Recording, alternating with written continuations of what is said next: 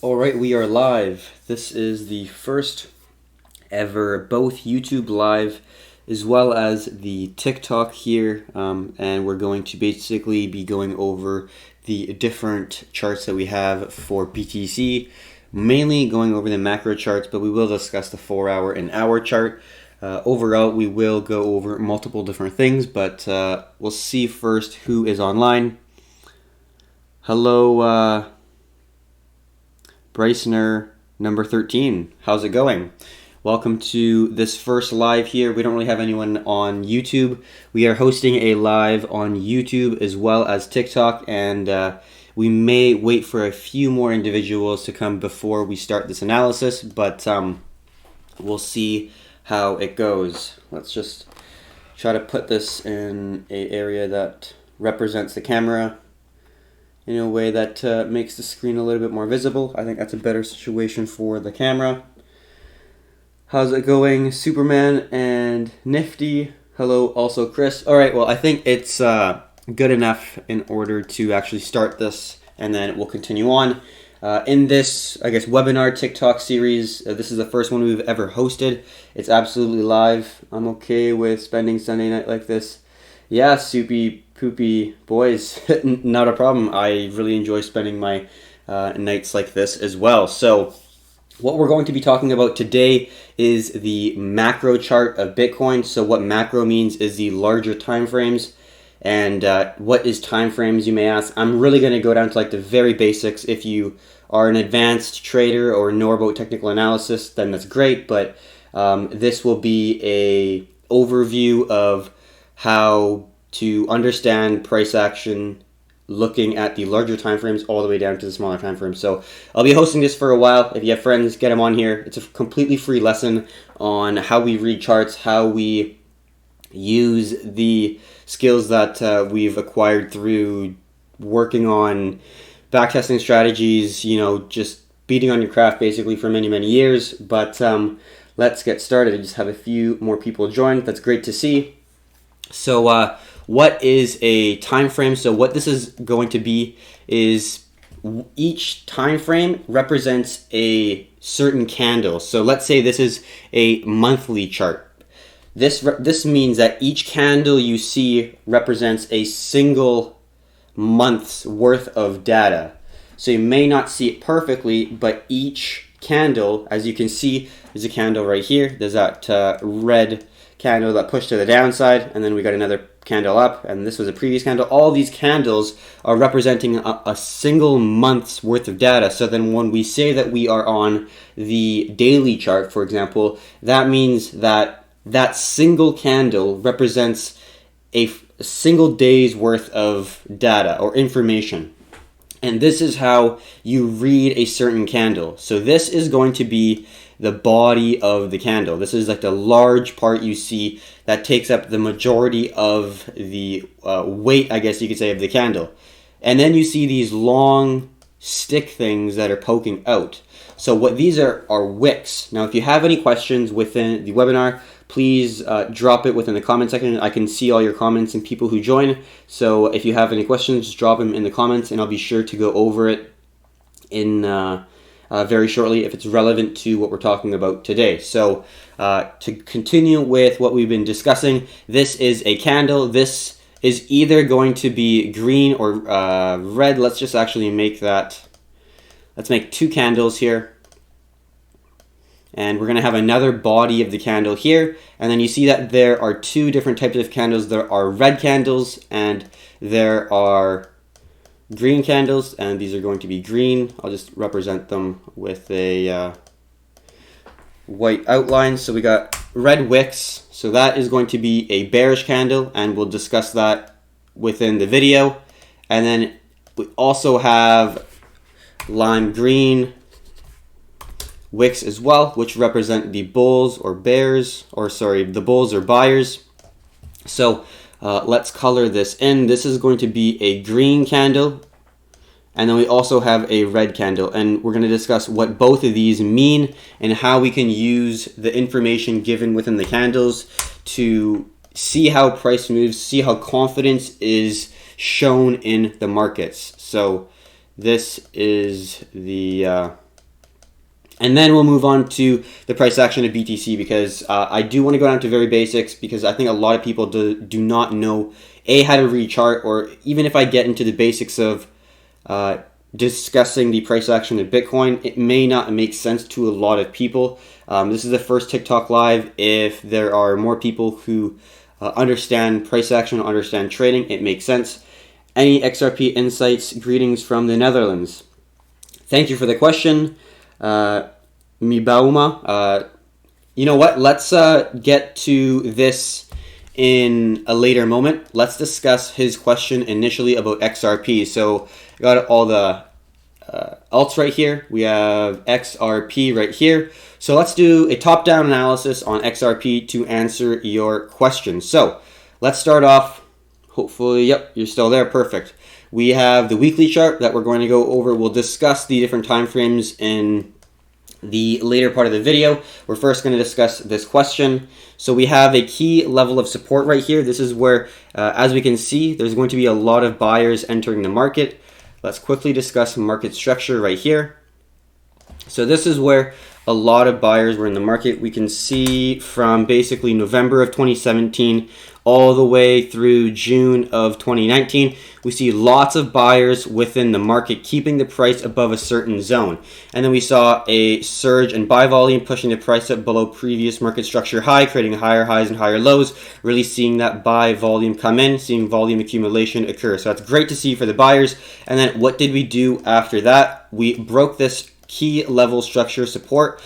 We tested it one last time here, and then we pushed down below, held on the weekly, which is a significant hold below our key zone of the structural low, and then we created a lower low, and then we held a lower high. This is a high here, this is a high here, this is a lower high, because we structurally made lower highs, lower high, lower high, lower high, and then this is a lower high, but it's a significant zone because we broke our key level of support. We rejected this zone not once but twice, and then we made a lower high, and then we made a series of lower lows and lower highs. What did we do after? We saw a surge in buy volume. This is a strong push to the upside after we found some level of support there. And then we structurally made a higher high, and then we made a higher low. We saw a surge in buy volume, which we'll probably be able to identify on the daily chart a little bit more clear. And then we're basically right below a major structural resistance. So we'll get into the daily chart to look at a little bit more granular detail, but that's basically the structure of the macro chart that we're able to see at this very moment. Also, if you have any questions regarding the different charts we're looking at, we can continue onwards. On the daily chart, let's refine these a little bit more here. We have the support that we could identify. I'm going to put it down a little bit below right here. So I'm going to separate it into two separate zones, just ensuring that we do have some supports being held below that zone, but I'm pretty happy with where it is. Let's just zoom away. Yep, I'm pretty happy with that, where that current structural low is. And then we'll find a mid-range zone, which is a pretty clear, easy to identify area, which is going to be right around here. And then we also have a structural mid-range zone, but I think we'll just end up using this high here that we've seen. So now we got our structure within the price action on the daily chart. We are holding a key level of resistance. We'll probably be able to identify on the 4 hour. We see that zone right there. So then now we can kind of clear things up. We don't really need this because that's what we wanted. We first initially needed that to understand the structure of the market and where the key zones are within the chart. Like we can see right here is a pretty key area of sensitivity, but we will just use a projection or some level of a zone that we're able to identify, like we can see like so. So we broke the zone. We can even probably put it a little bit lower to encompass a little bit more of the wicks there. Let's just see. So far, everything is clear. Yeah, definitely. Check out BTC. I will in a second. I'm just doing an analysis on XRP here. So we've broken a key level of support here. We're making lower highs and lower lows on the 1 hour. Let's just talk about flow, market structure on the 1 hour to kind of discuss a little bit more clear what's been happening. So we had a major move to the upside, breaking a previous structural ceiling. We can see that right here. It was basically a horizontal zone bouncing from support to resistance. We did get a series of lower highs and lower lows. We saw a descending zone. Once we broke, we saw a move to the upside. We hit a resistance, broke past it, retested for a nice new level of support, and then broke to the upside. We did see a series of higher highs and higher lows, but then we halted the higher highs. We could not make higher highs at that point, which is around the 33 cent, 0.3367 cent, and then we halted, not being able to make higher highs. So then we saw a nice little horizontal consolidation at this zone, and then once we basically broke that small level of support, we broke down very significantly because it was also the zone of confluence because of the ascending zone. So it was really squeezing the price close together, and the market had to make a decision, and the decision was to move to the downside. So that was basically the structure that we were holding. Let's just take the rest of the stuff off the chart. So we were forming these higher lows and holding a horizontal zone of resistance. So the price had to make a decision because right now we're just holding a horizontal zone because it can't go above this key area, and then it's holding higher lows. So it has to make a decision. The market has to either make a choice between the upside to the downside. Once it moved to the downside, well, surprisingly on this one, there was no real pullback. We ideally would like to see some level of a pullback that we could enter on, validating a previous level of support or resistance as a new level of resistance, seeing maybe 2 or 3 injections of sell volume come in. But we really didn't see any of that. We saw a straight injection of sell pressure, really seeing a dump and nosedive in price below key zones of support and resistance. And then we started to climb back up, forming a nice healthy pullback, and then we saw the first injection of sell pressure, and then we saw the second injection of sell pressure, and then we can probably form a nice little higher lows there on a smaller time frame, and then once that broke, we started to form a lower low again. So we're forming nice lower lows and lower highs, although I do think that I am a little bit still bullish on BTC. I'm not a little bit, I'm still bullish on BTC because of the reasons I probably will get into within this video. So that's my analysis. I definitely wouldn't be longing at this point in time unless we see some higher highs and higher lows.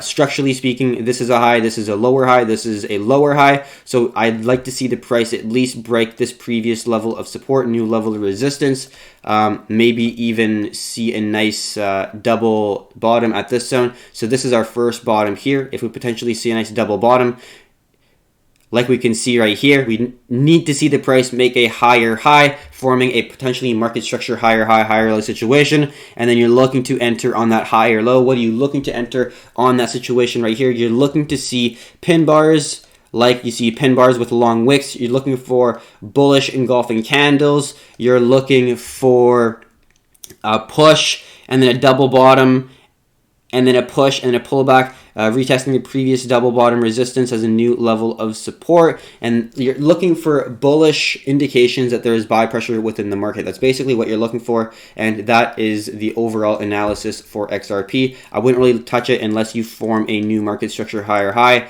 and then you are able to potentially enter on the market structure higher low when it's able to hold a support of maybe 0.298 or maybe even 0.30. That would be an ideal situation, but in my opinion, you'd like to see the price hold higher highs and higher lows before you look to long, just so you have more confirmation before you enter in the market. So that's analysis for that. Is that thing by your monitor a gold bar? Nope. This is a silver bar.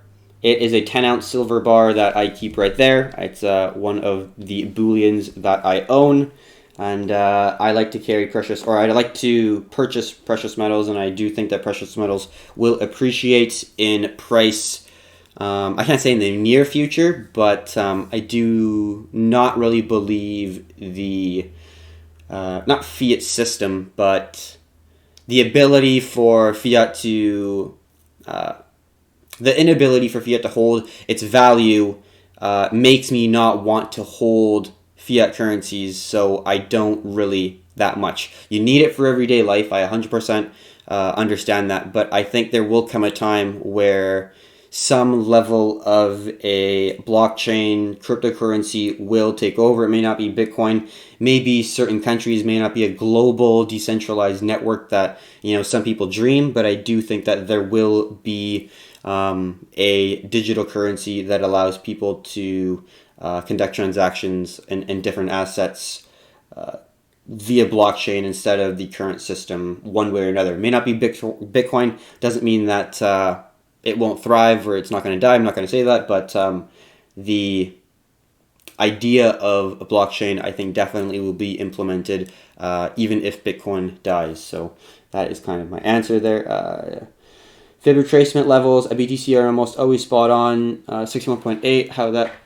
How's that with XRP? I don't really love using fibs. The only time I use Fibonacci's is when I am trying to target potential take profit areas for resistances that are not there. Like if you're entering potentially, for example, if I'm trading BTC, making a long trade, if it breaks the all-time high past 20K, then how do I determine where my potential take profit areas are? Then I will use fib extensions. So then if I go, for example, on a long-term time frame, looking at a potential daily chart, you do the classic swing high to swing low or swing low to swing high. So there is my fib retracement. Right, so like theoretically, if you're looking to get that one, you go swing low to swing high, and then right around here. So then ideally you're looking for the 0.5. For me anyways, I'm not really looking for the full major retracement. I'm just looking for potential levels of take profit that I could hit if I don't have any levels of risk or resistance to go off of or anything. But I mainly just use key levels of support and resistance and really understand market structure and use different time frames to analyze the market. And to be honest, even if you are taking profits, if it's in a major bull run, what I will do is I will set predetermined take profits at risk reward parameters. So what I will do is, for example, set 25% at a risk reward of 2.5 to 1. I will set another additional 25% at a risk reward of 4 or 4.5 to 1, and then I will leave the rest to see how the market structure acts. If you do have key levels, but if you don't have any key levels, I do, especially if there is a ton of buy pressure within the market, I do tend to keep the take profits more dynamic. I do think that it's necessary to have some level of hard take profits. And what's the difference between a dynamic take profit and a hard take profit? A hard take profit means that you have orders already set within the exchange or within the brokerage or within the market that is going to automatically take you out that amount of money, that amount of capital, that percentage of the amount of capital that you're trading instantly out of the position once the price has hit that zone, which will take a lot of the emotion out and will kind of automate your trading in a way, which is probably really good if you are new to trading. So that is that answered. So for anyone else, thank you very much, Mr. Northams. I appreciate that tremendously. It's going to break through 20K. Yeah, I honestly think so. So let's talk about macro charts here. So we got a lot of people coming in and out. I'll just basically talk about BTC and the macro view and what I personally think. And I'll be looking at the comments. So I will continue to see what comes in, see if I can answer anything that would be able to answer multiple questions in one. So this is the BLX chart, which is the longest chart that we have for Bitcoin. You can see it runs and dates back all the way to 2011, and it's currently around 3 million% up from 2011, which is unbelievable. But it's actually the fact. If you go all the way back from 2011, this is the TradingView platform. If you just go on Google and then type in tradingview.com, you can use this program, this charting program, absolutely for free. You will have ads, and you won't be able to do some of the stuff I will, because there's a paid higher tier platform that allows you to do more things. Obviously that makes sense, but it's free to use. It's a great charting platform, and I highly recommend it. I don't have an affiliate link or anything. I just think it's a great platform to use, and if you're looking to try to understand price action, it really allows you to have that flexibility, to have the ability to kind of do whatever you want with it. You're not in a rigid, structured platform, which doesn't really allow you to have that freedom to bend and flex the price to kind of fit how you see the market. And every single trader does see the market in a different way. No trader trades the same way, so you have to work with how you trade in your own personal style. And I think that TradingView really allows the ability to kind of cultivate your own system for each person, because it's so versatile. It's so flexible in how you can kind of change your chart how you like. So a little bit of information on TradingView. So basically, this is the monthly chart. I've been like going into tangents, not really getting into the actual price action. So now let's actually dive in and discuss what we're able to identify. So this is a snip, so it's going to allow me to draw on the chart, and we can see from 2011, which is all the way down here, this is going to be the anchor point, which is basically the point where the trend line starts. So we see that the trend line starts at the end of 2010. I think it's actually October of 2010. So basically it starts at 2011, start of 2011. And then we see as we go, we see one zone respected, 2, 3, 4, 5, right? You see 6, 7, 8, 9, and then you see in bottom at 3,200 in 2018, we saw the price get respected as well at $3,200. Very, very well respected throughout basically an entire decade almost. So we can depend on this level and say, hey, okay, this is an area where buyers are coming and picking the price up every single time. It seems like you can't guarantee anything in life, anything in trading. There's no guarantees. There's no 100% guarantee that you will make money in life, in the market. You have to play the game of probabilities. You have to manage your risk, and you basically have to have a very, very sound risk-reward system in place that you abide by like it's a religion, basically. But to continue on, we see that the price is making higher highs and higher lows for the past decade here. And let's zoom in and actually discuss what we're seeing a little bit clear with the previous push we had, which is this zone. And then we'll discuss what we're seeing right here. So hopefully you can see it. I'll kind of stop messing around once we have a clear spot that we're able to find, which is, I think, right there. And I'm just going to see really quick here. If get to the point, man. Yeah, I know. I just put. That's nice. Okay, so we see these descending zones that are connecting the lower highs. Both exactly same thing from 2014 bear market to 2015 consolidation to 2016-2017 bull market. This is the initial bear market that the price needs to break above in order to see the consolidation phase. Now, we initially broke the descending zone to initiate the consolidation phase at around April, I guess, May of 2019, when we started to really see the buyers enter the market. That was the exiting of the bear market and starting the consolidation phase. We see that right here. This is the consolidation phase where it breaks the descending zone, and then it forms these slow lower lows and saw higher highs and higher lows. And I think that's where we are kind of right now, where we saw a strong move to the upside, and we're seeing continuation patterns towards the upside. So we see this continuation pattern initially right here. This is going to be an ascending trend line, which is creating a horizontal zone of resistance and an ascending support, creating higher lows and a horizontal zone that is holding a price like so. So this is a horizontal zone, and you see higher lows that is squeezing the price closer towards the apex. The price has to make a decision. It's going to pick either to go to the upside or to the downside. It picks to go to the upside, and that's what we saw here. And then we retested the previous resistance and validated it as a nice new level of support. And then we made our move to the upside. And then look and let's see what happened right before the break of the previous all-time high around 1,200. I think it was 12.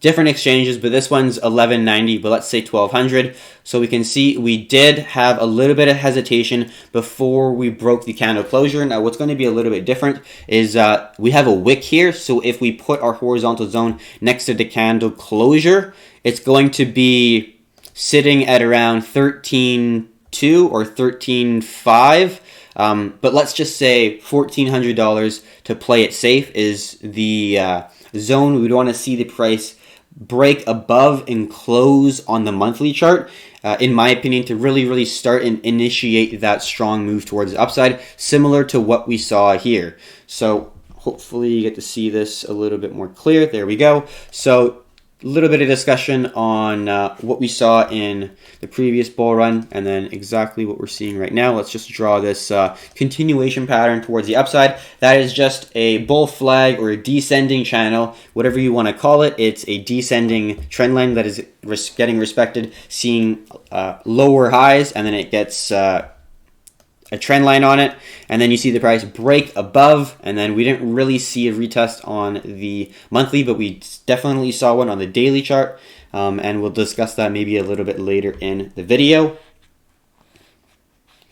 Just quickly looking at here. So what we saw in ascending triangle right here, we saw in descending channel, which are both continuation patterns towards the upside. So that is number one, that really hints that these two are similar.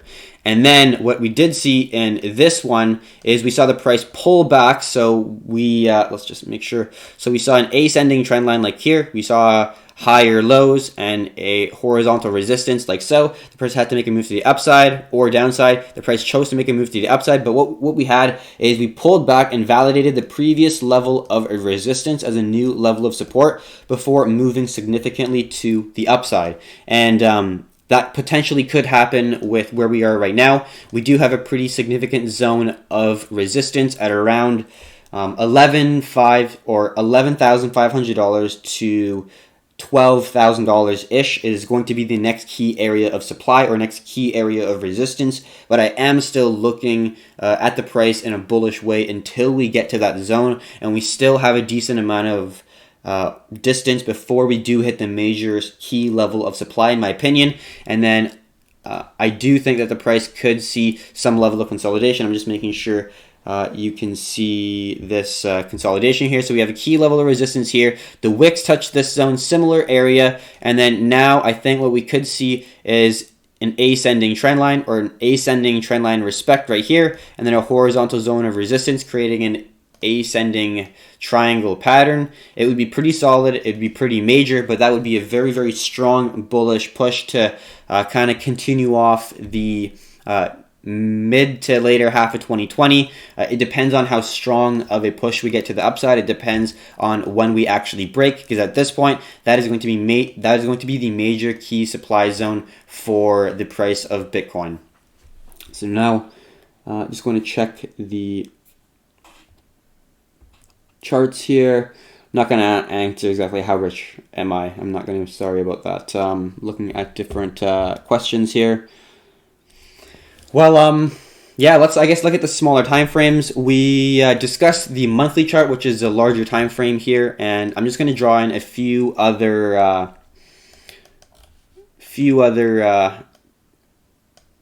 key areas of sensitivity. So I'm going to put that one right there. It's going to be a pretty minor zone. Like I said before, in my opinion, it's around the 11 to 11.5-ish K up to maybe the 12K range, but I don't think it's going to go beyond the 12K range. And we can really clearly see that within the weekly chart.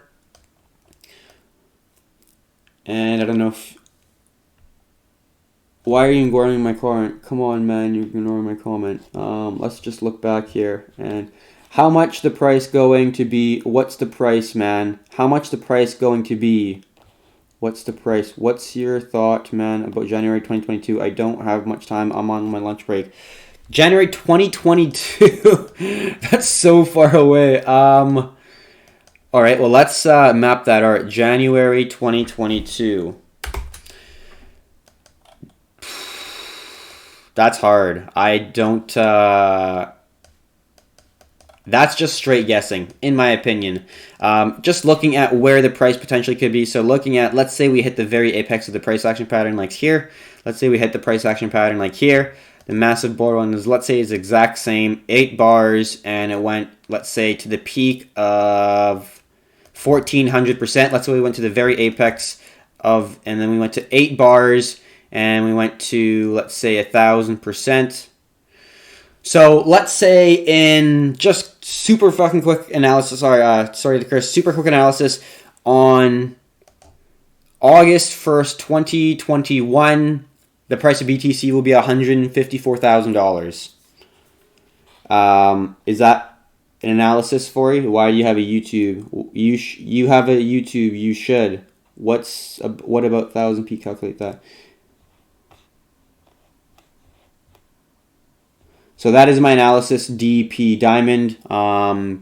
At that exact moment, I don't exactly know. We could probably consolidate for 4 bars and come back down. So we might be at like 80 grand. I don't exactly know. But 150 grand on August, right here on August. And we were at like 150 grand or something like that. So just looking, and this is a terrible analysis. And I don't think that this just alone should calculate how you should see, how you should potentially find a high, but you're on your lunch break and you told me that you needed it very quickly, so that was probably the fastest analysis that I could possibly do while you are hurrying and finishing your lunch break. So that was, I don't think...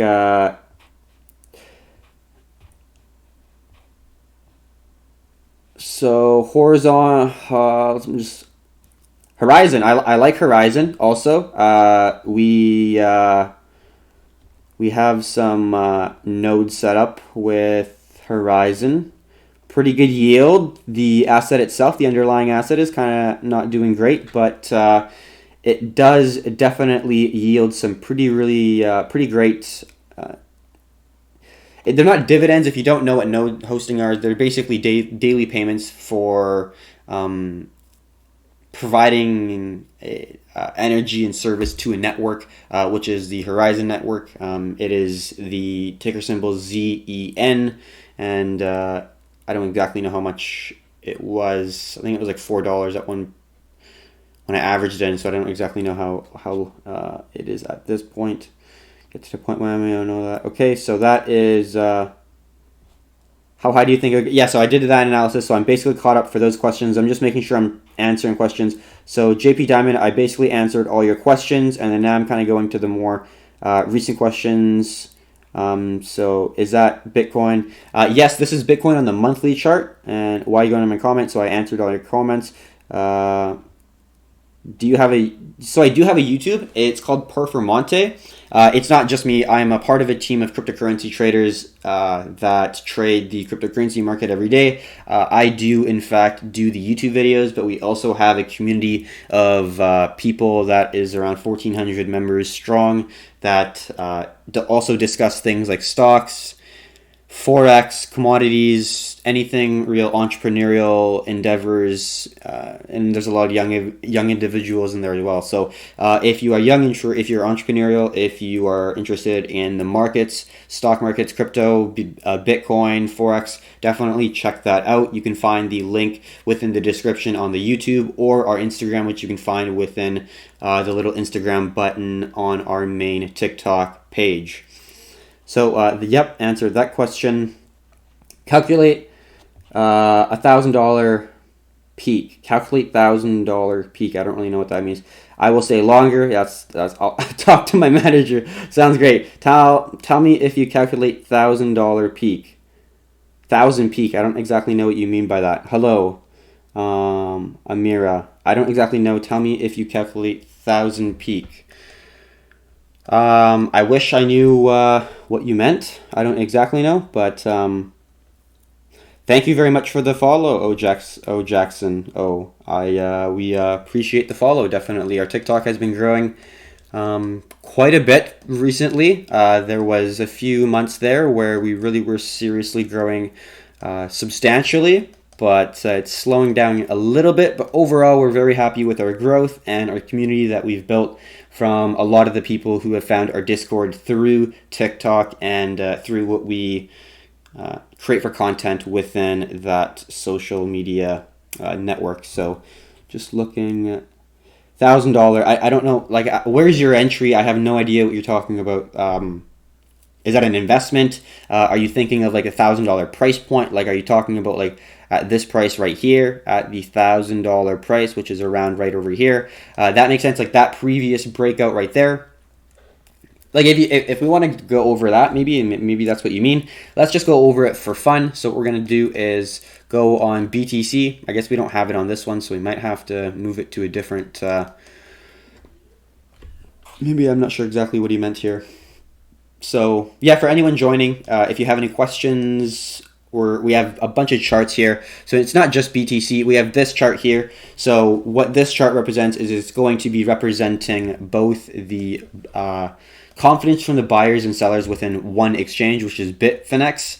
And what this chart is showing here is showing the amount of orders entered on a long, or the buyers entered. So this would be the amount of people that think that the price is going to go up, think that they want the price to go up in order to make money. Basically what it's representing. So in my view, come on, man, I'm just talking about the previous high we had in 2012.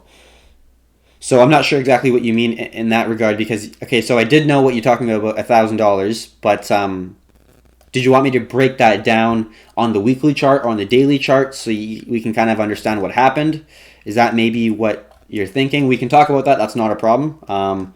That might be the question that Mr. JP Diamond is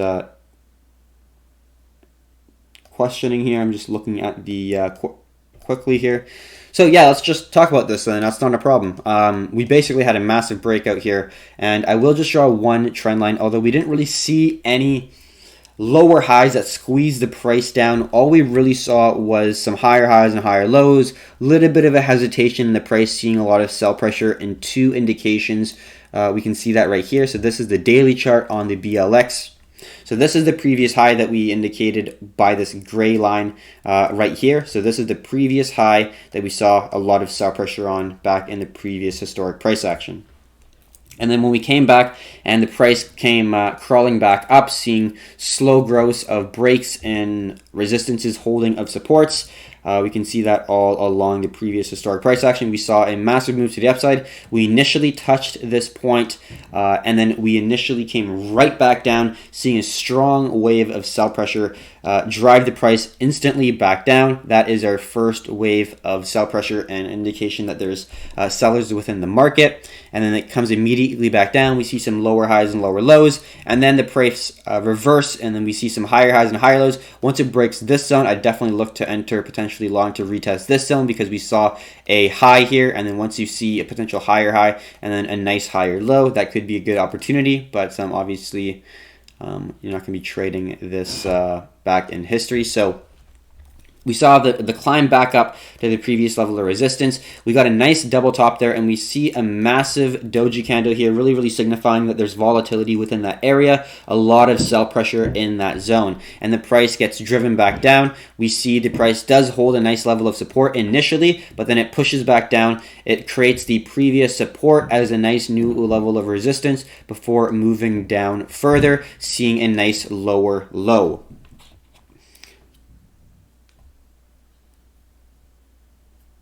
Just looking at the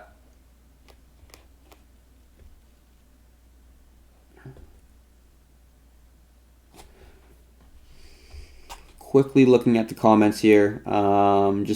Yeah, what do you want? So it might be what Mr. JP is wanting. November 1st, 2013. All right, let's answer his question for last time, and then we'll get on to the other questions here.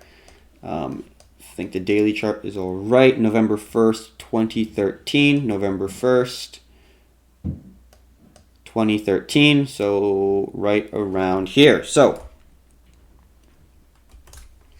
you want, I guess, a breakdown of the actual market, the starting of the bear market. That's probably what you're looking for, I assume. And sure, let's go over what the outcome was from the structure of higher high, higher lows to then lower highs, lower lows. So this is back in November of 2013 to basically, let's say, February or March of 2014. So there was a tremendous amount of buy volume that came in. Let's just talk about market structure for a second.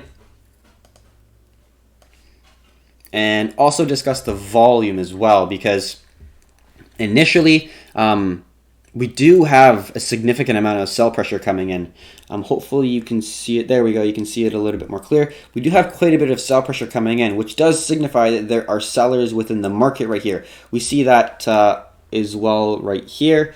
We see that there is a key level of resistance, and then it's the same level of a resistance and the resistance, and then we see that there is a lot of sell pressure within that area and not much buy pressure, which signifies there could be a decent amount of short sellers there, or there's just the confidence that the price is not really going to go up. Once we saw that break, there was a significant shift from the buyers and sellers and the supply and demand, and we can see that kind of start to come in because there are a lot of sellers within this market. We can see within the volume, but the buyers really start to pick up because if there are short sellers in the market, they're getting squeezed and they have to buy back the price in order to get out of the position. And that's what you probably see here, as well as the FOMO and the people jumping back in, really seeing the price push up higher. We saw a strong higher high right here. Ideally, what you'd like to see is a nice higher low with the previous resistance turning into a nice fresh level of support. That would be an ideal situation, but unfortunately we didn't get that. There was a little bit of a gap here and we didn't see the price come all the way back down to a previous level of resistance.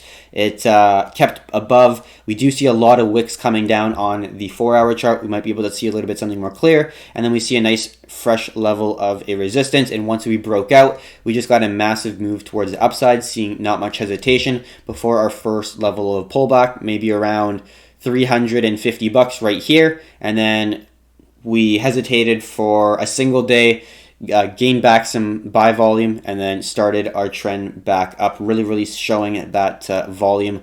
And then this is going to get a little bit interesting because now we're starting to see the price not make strong higher highs and higher lows. November 2013 to November 2011 to November 2013.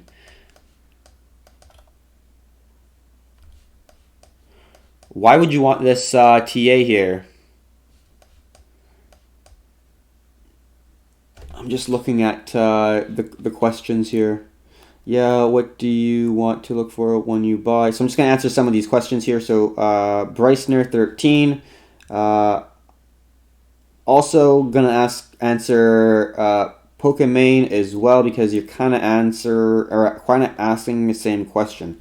Okay, so I'm gonna sorry JP, I'm not gonna be able to get to yours. I'll get to yours after I answer these two questions. So basically, you're asking what is trading, what is trend lines, like how are you using these lines in order to try to make money in the markets? Is basically what you're saying is. And it totally makes sense. It seems a little bit crazy just assuming that some lines on a chart will make you money. And initially, yeah, it kind of sounds crazy, but it definitely has the ability to definitely provide an income that it's not easy, but it's actually very challenging. But it's a percentage basis. It's a percentage of what you put in. So let's say just talking theories of trading, what you're looking to do is, let's just go to a smaller time frame. What you're looking to do basically is you want to capture, let's just say 25 to 5, so a risk reward of 5. So basically, what you're trying to do as a trader is find opportunities that give you a skewed risk-reward situation. So what this is showing is the green is going to be the potential win or reward that you'll be able to get if the price goes in your favor. The red is going to be the loss that you're going to incur if the price does not go in your favor. Now, in trading, there may be some misconceptions for losses, but a healthy, normal trader, in my opinion, needs to take small, managed losses in order to be a healthy trader that has very great risk-reward parameters and win-loss ratios. Now, there are two stats that a trader needs to keep track of that are very important. There's other things as well, but these are the main two things. Risk reward is number one, and this is risk reward, so it's basically showing you how much reward are you able to attain for the level of risk that you are incurring if you go into the markets and the market doesn't end up doing what you expect to do. And then the other thing is going to be the win-loss. So let's say you take 10 trades. How many times are you winning and how many times are you losing? And that's your win-loss. And what you're going to do is you need to build a system. You need to build a methodology, a set of criteria that is going to give you a clear entry to enter the market, either to the upside or downside, whatever the case may be. It needs to be a easy to understand, clear set of directions that you're able to follow step by step every single time without fault. That is something that each trader needs to kind of figure out for themselves. We personally have a system that we use in the markets to have this skewed risk reward where we're able to get these significant wins while not risking that much.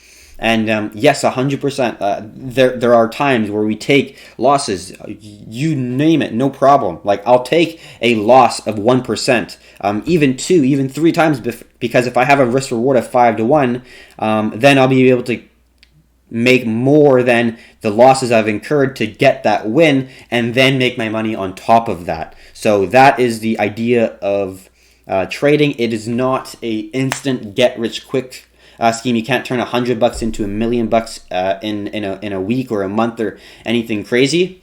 Let's just look at the comments. But it is definitely something that's extremely interesting. You are understanding the psychology of the masses, and you are able to basically speculate on the psychology of a group set of people that are interested in a particular asset is basically what you're doing, which is, in my opinion, a very, very cool thing to do.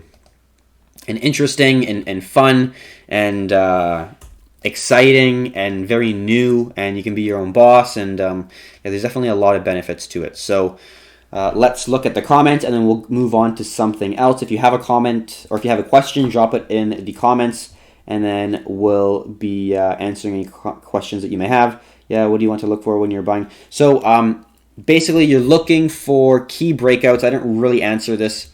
What you're looking for is for the price to break a key structure within the chart. So let's say you have a resistance right here, and let's I'm not really able to see that right here. So let's say at this point right here, you have a key resistance within the chart. Let's say this is the resistance, and the price is not able to break above this key zone. Now, what this signifies is there is sellers, because you can see that the price is unable to go past a certain area one time, and then you see it 2 times, and you see it 3 times. Now, when it's the 3rd time, then for me, I had my eyes up and say, okay, this is a potentially dependable area, because we've already seen the price touch it 3 times. This is, in my opinion, if you see something happen, if you see a pattern emerge 3 times where the price hits a certain area and then it reacts the same way, would you consider that somewhat dependable? Well, you probably would. Would you say that, would you want to bet money that if it does happen again, it's going to happen a 4th time because you've seen it happen already before 3 times?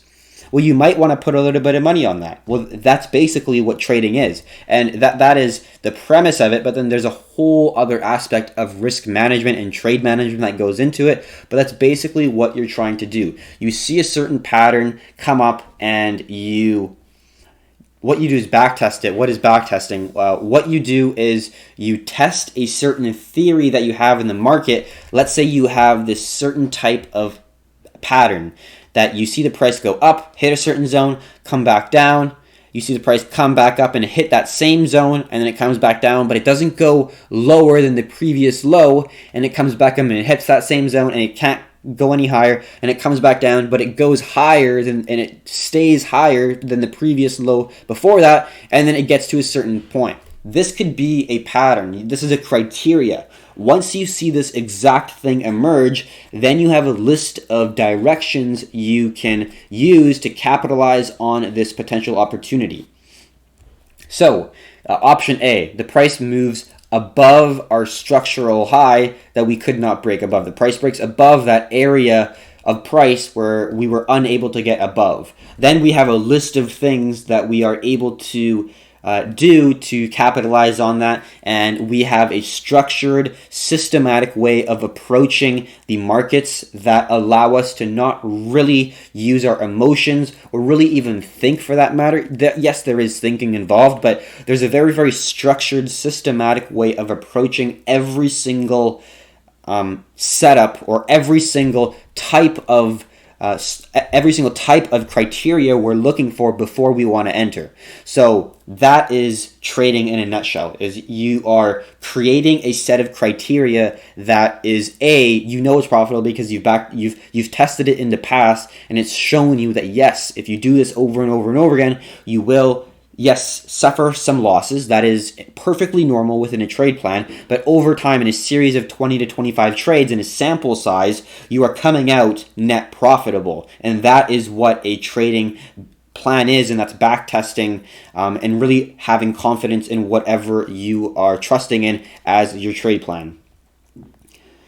So calculate the percentage from November 2011 to November 2013 and use that, predict what you think next bull run.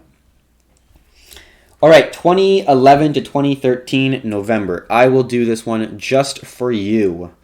Let's see, 2011 to 2013. I don't know. That's pretty far back. There's a lot of things that's changed in the market from that point on. Look at all the fundamentals. Look at different institutions interested in this.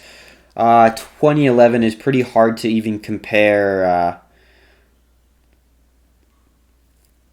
2013, November 2013. That's what you think that percentage is that we're gonna have. I don't know, man. We'll see.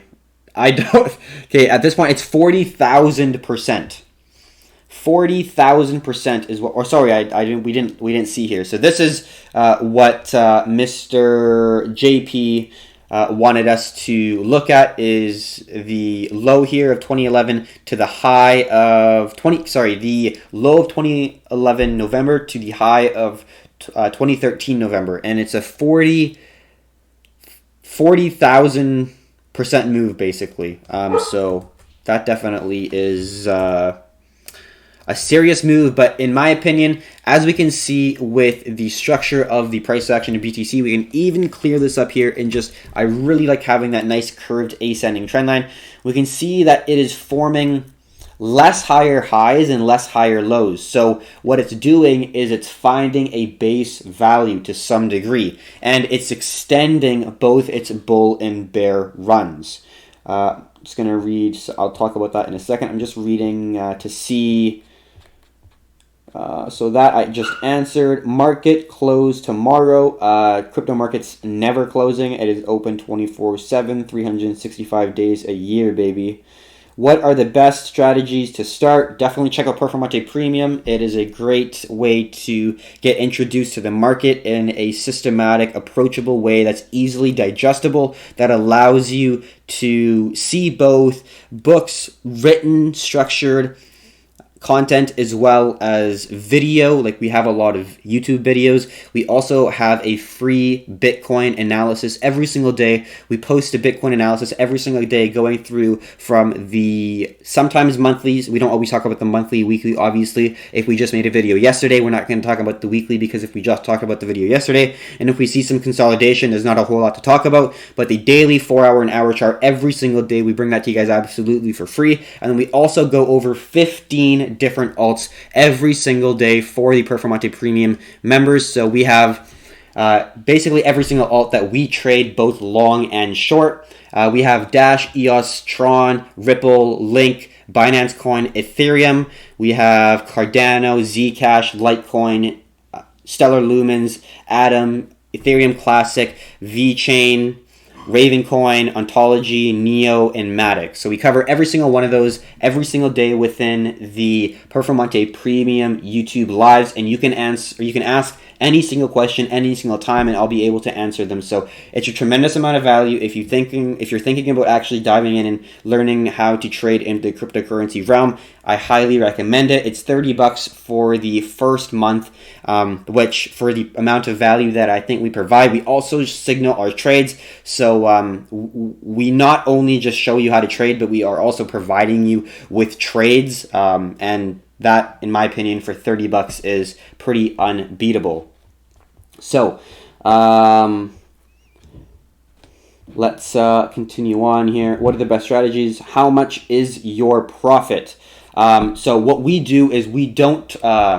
we are anonymous, so what we do is we show, and we're very, very transparent about the percentage of our profits, which is the most important aspect of it, because in the end, if we're trading, let's say, 10 grand, 20 grand, 50 grand, 100 grand, it doesn't really convey the correct message of what trading really is. What trading is it's a multiplication of whatever principle you're trading. So let's say you are trading $100 and you make 10%. You're making $10. But if you're making that same exact trade, but you're trading with $100,000, you're going to be making $10,000. You did the exact same thing. Your analysis was the exact same thing. Your entry, your exit, your actions, your pressing of the buttons, other than adding, a few more zeros to an end of how many you're going to purchase, the actions are exactly the same thing. So it's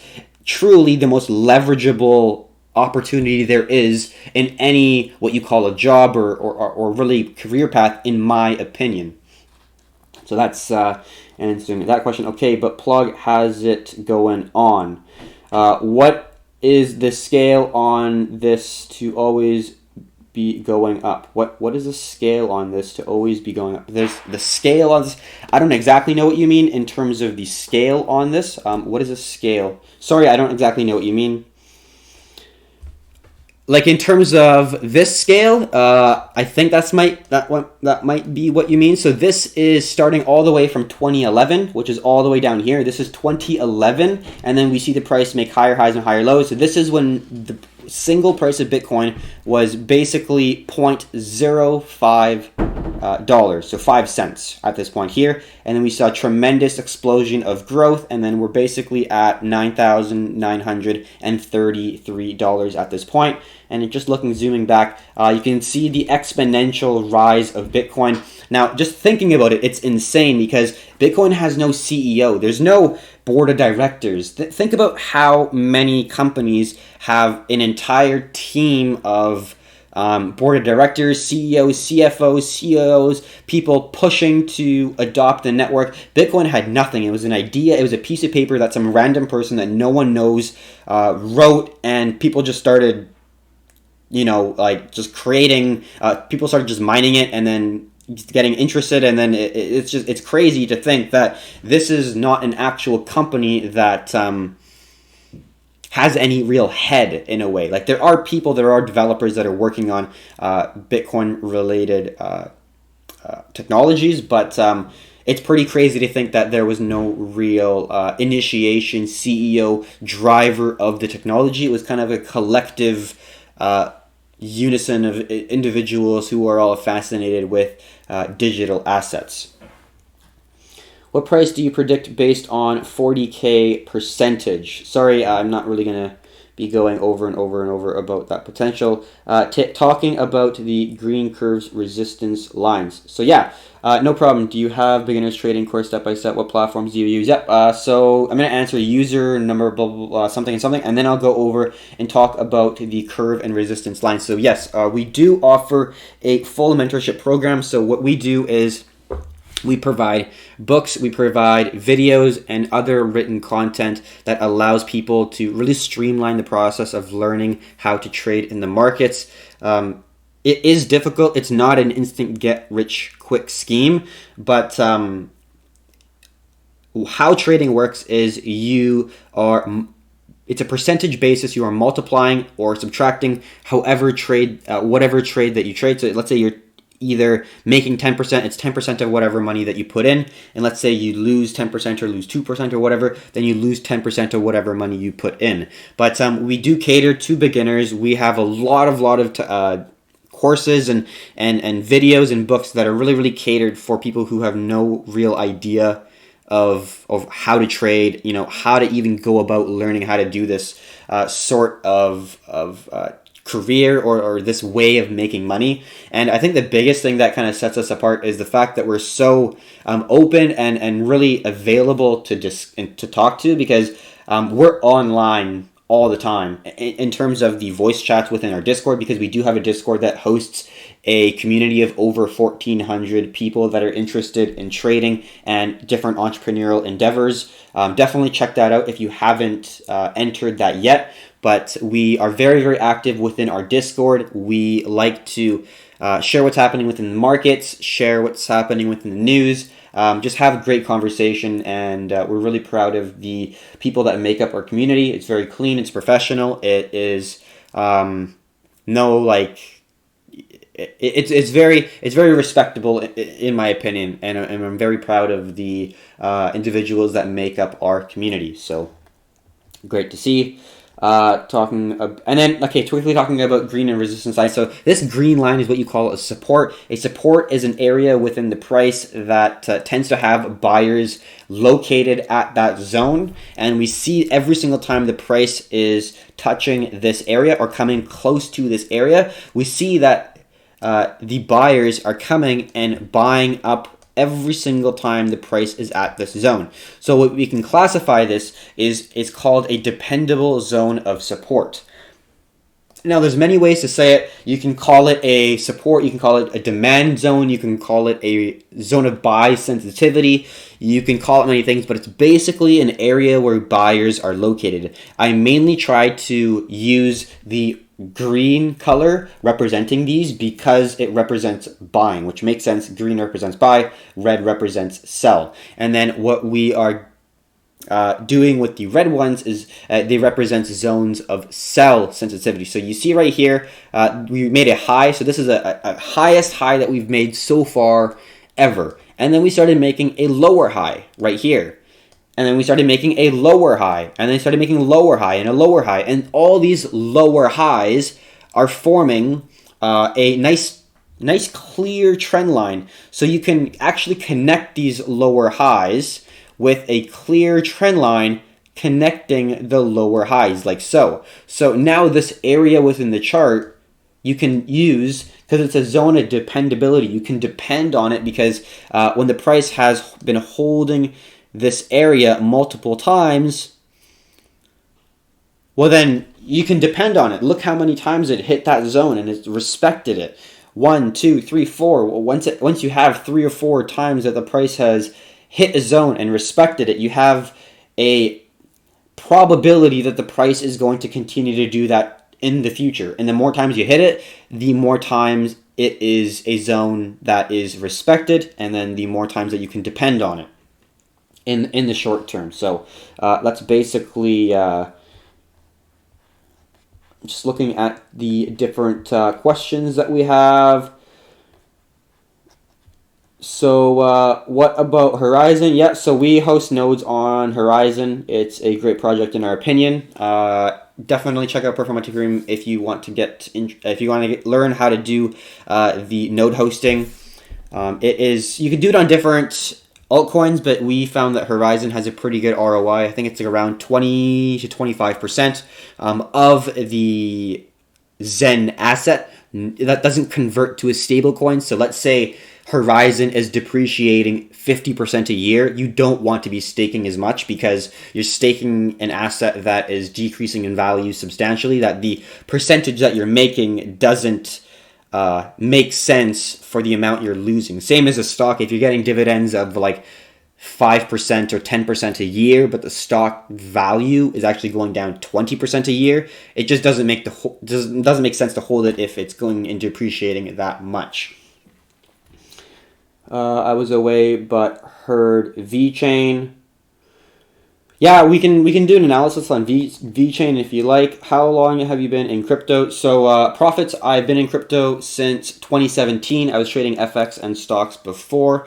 I invested initially, and then once it was a little bit challenging to trade initially. You didn't have things like Binance that you could short and long, 18, 19 different pairs. That's a luxury now with enough liquidity to trade size. Like, it's phenomenal. But beforehand, before Binance, I had to trade on BitMEX, which was a little bit sketchy because I more or less shorter term day traded, where I was looking at the order book, I was looking at the time in sales, I was kind of intraday trading, and I didn't really do a lot of swing trading. And BitMEX was notorious for producing error messages, and you couldn't get liquidated when the price was moving aggressively either to the upside or downside. So I had a few instances where I got burned pretty bad because it was an overnight hold that I did have, and it was looking great, and I had a stop loss, and it just completely missed my stop loss and skipped right over it, and I did not have a good time. So I switched over to Bybit after, and then now we have the luxury of trading on Binance, especially in Canada. The States, unfortunately, got a little bit segregated from the rest of the individuals able to trade on the Binance exchange, not US version. There are two exchanges. There was just Binance Exchange, which kind of allowed everyone, which was great. And then they separated the liquidity, so then they had just the US Binance, which is pretty bullshit because you're just separating the liquidity, which isn't good for anyone because you have higher spreads, you can't get the exact fills you want. There's a lot of things that liquidity helps with, obviously, with setting tighter stop losses and whatnot. So they've just basically separated the liquidity, not ideal, and the rest of the globe can use what we use in Canada, and then the U.S. is basically stuck with the only buyers and sellers within the market are the people in the United States. So kind of shitty for them, but that is unfortunate. So that is how long I've been in BTC. Been loving it since, been trading pretty or very, very actively since then. I mainly only trade cryptocurrencies at this point. I don't really look at stocks. If the volatility does come with the S&P, I might look at TVIX to be looking to gain some exposure in just the volatility of the market. But at this point in time, we're just seeing an incremental growth to the upside, seeing a little bit of higher highs and higher lows. So I'm not really looking to get interested to gain any exposure to that side in the equities market. But if the market does present itself to gain more volatility, then I'll definitely look as a trader to be trying to capitalize on that. Bitcoin scam, I do not think so. I completely disagree with you. Try, definitely. If you think shorting is opportunity, not gonna hold you to it. That's the thing. Everyone has their own thoughts, opinions. That's what I love about the market. It's absolutely amazing to kind of have that ability to have a marketplace that allows every bet of every single human being that wants to place a bet in a single place. And that's what the marketplace is it's basically just a large pool of individuals placing bets, thinking that either the price will go up or down. So I wish you the best. I'm definitely not in the same direction as you, but hey, everyone trades different, everyone has different styles, everyone has different methods. How tell me the secrets? Okay, so just looking at the different, how about Aunt Gas? To be honest, I don't even think I'd ever want to really go over that. We do have ONT right here. We could go over it. Let's just look at the different. I'm not too behind here.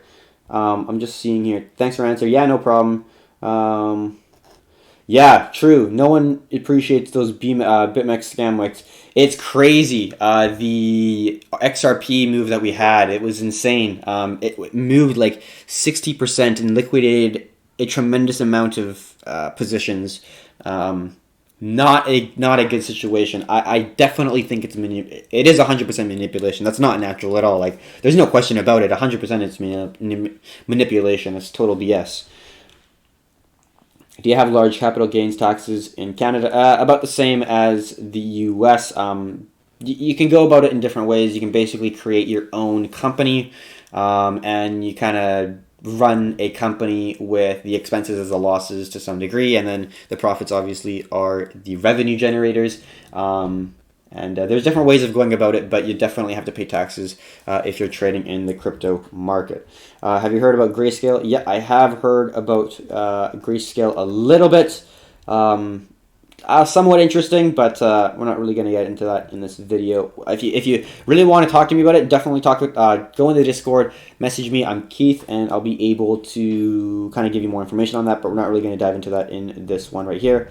So we see more people entered. So the ultimate takeaways are, just after joining, man, why is this software again? Yeah, this is TradingView. It's TradingView.com. It is a great platform, absolutely free to join.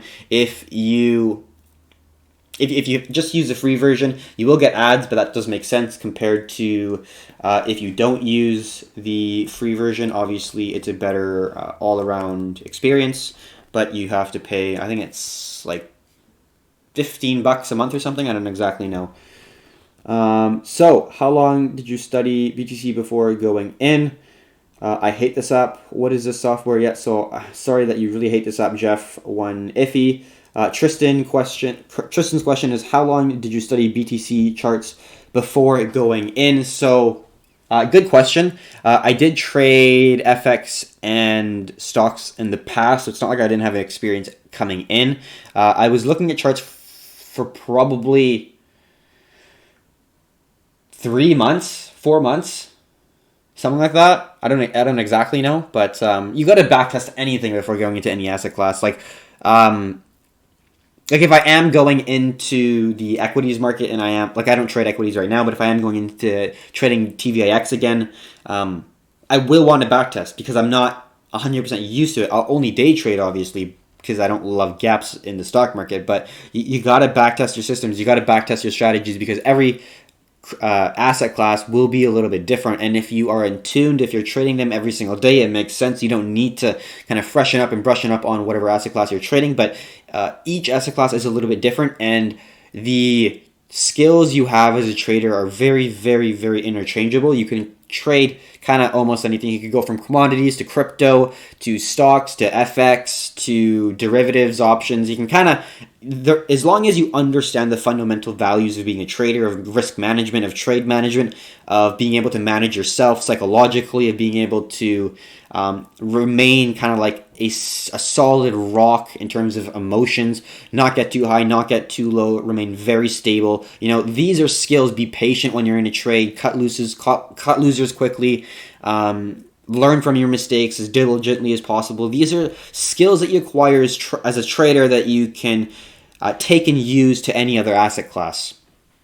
So it depends on how much experience you have as a trader, and it's not so much, in my opinion, of how much backtesting you do of a particular market before you dive in. So I think the question would be how long you've been trading in the past, how much experience you have before diving into a market is more the question that you may be looking for. So looking at different questions, how long did you study? So how do you know about the list of coins they got? Do you know about the list of coins they got? Grayscale. Yeah, they bring out an analysis of all the coins that they're thinking that will appreciate in the future. Like I said, if you want to talk to me more about it, that's 100% sound. I'm very happy to, but not really going to go over it within this one. JP Diamond. Just looking at the... one second here.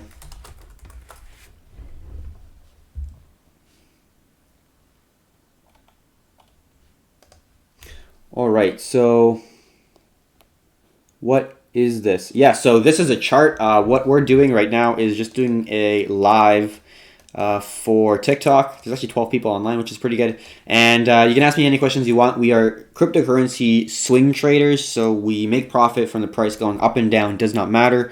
We're just looking for price moves either to the upside or to the downside.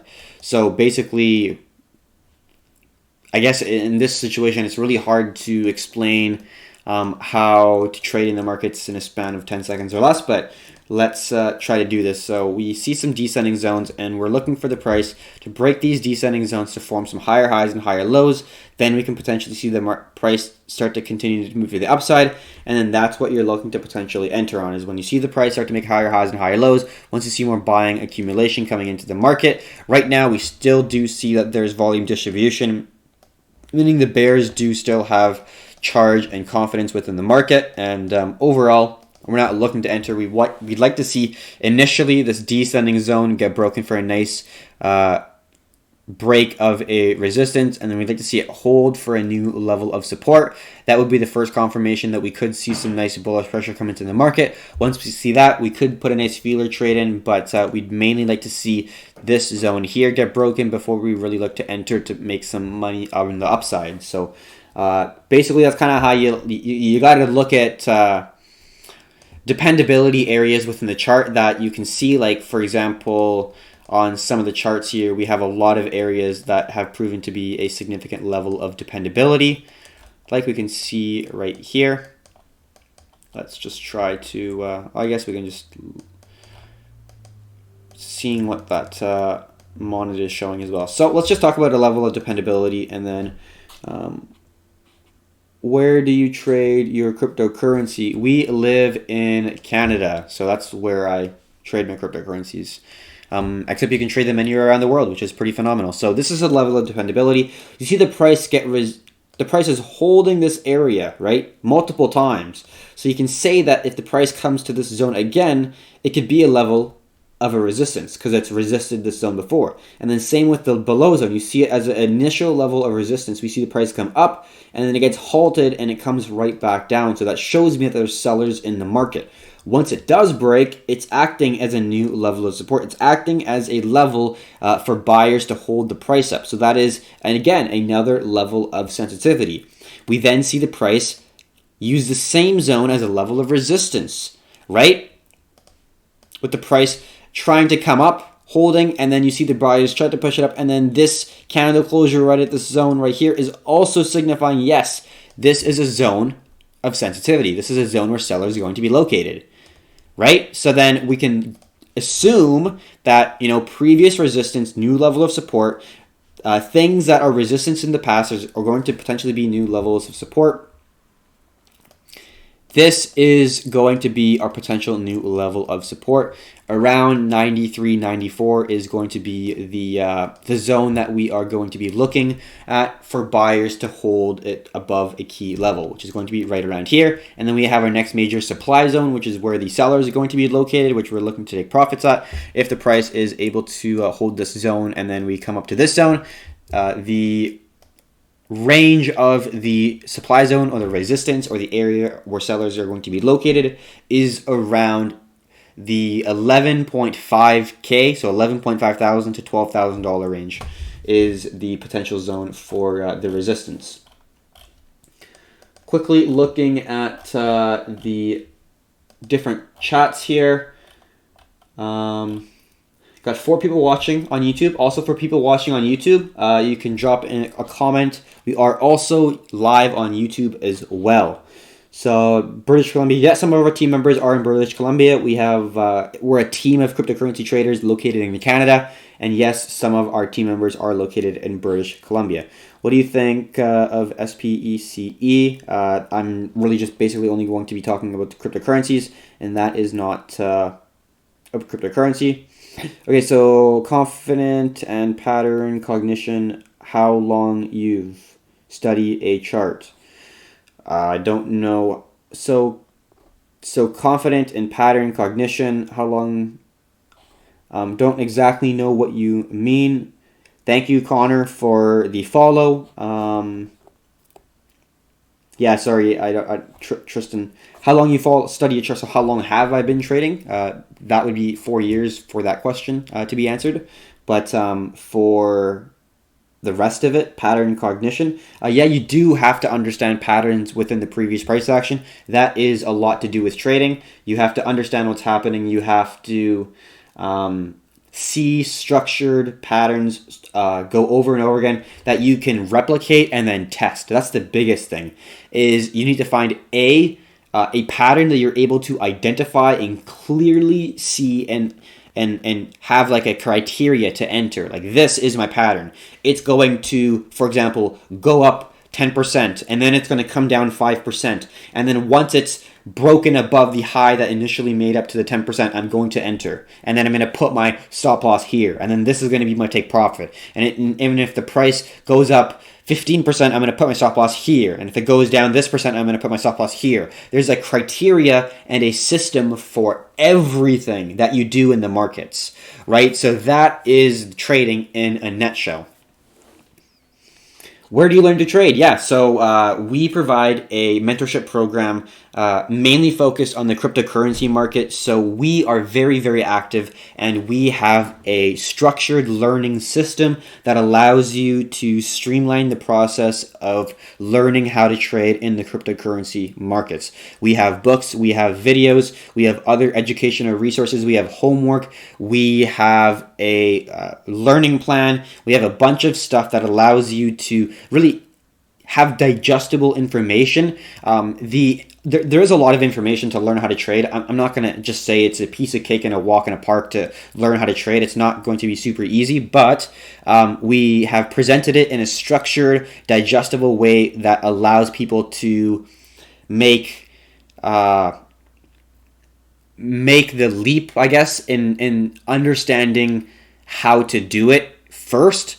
Because that's the first and foremost biggest thing is, you can see people make money trading, but what's the process to it? And that's exactly what we explain, is the process underlying the profits seen for any traders in the markets. And we explain key things that are simple, easy to understand, and are effective in the markets.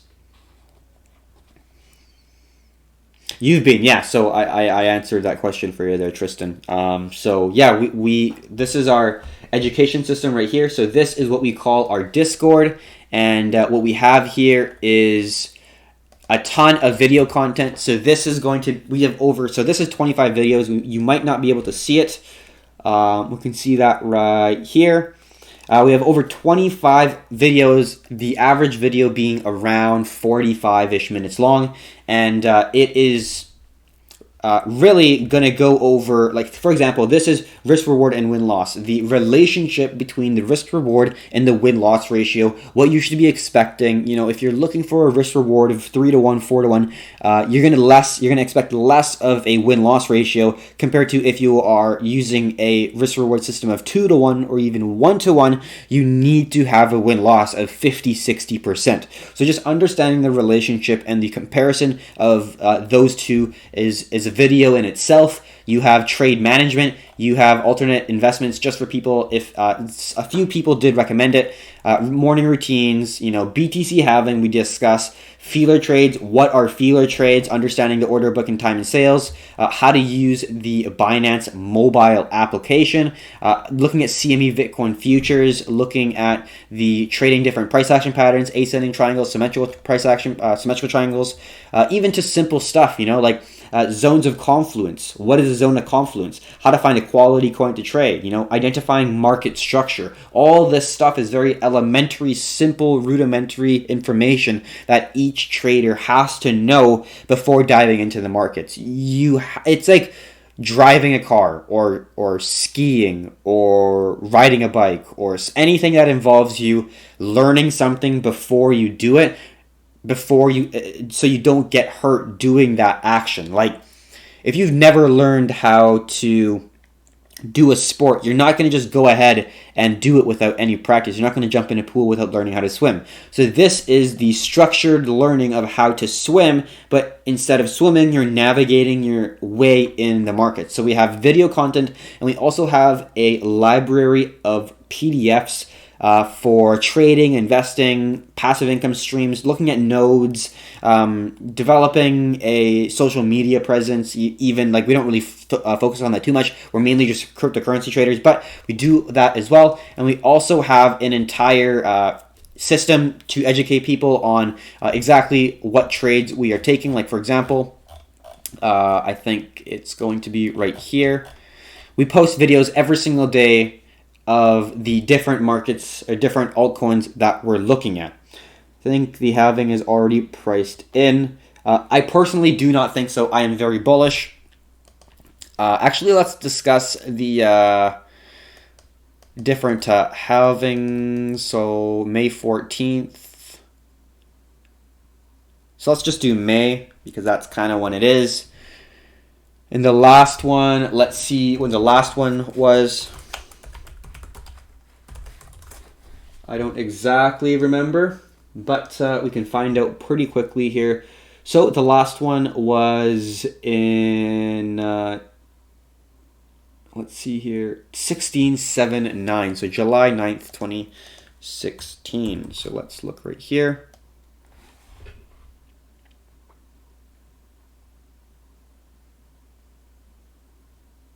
Seven 9 2016. So 2016 7. So July. So we got the two halvings here. There we go. We can see it a lot more clear. I think the price is halved in. No, I definitely don't think so.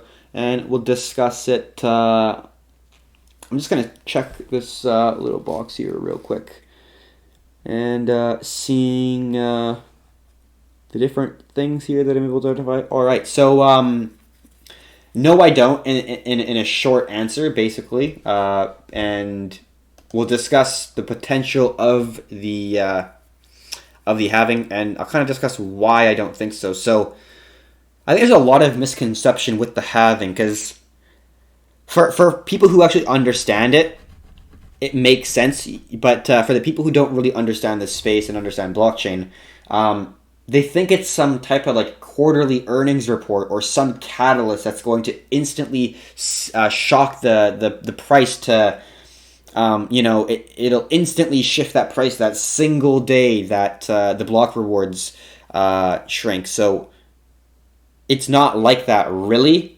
It is, in my opinion, going to affect the price in the foreseeable year after the halving and not actually at that exact halving point, in my opinion. We might get a little bit of a price appreciation because the hype is coming up, but I don't think that we'll really start to see the price really push to break the all-time high, 20K, until after the halving, in my opinion. So I think we'll consolidate here for a little while, and then after the halving, maybe in like mid to later 2020, then we'll really start to see the bulls come into the market and see that parabolic move, and it will just be a frenzy within the alt market. But yeah, that is my view of the halving and how it could potentially go about.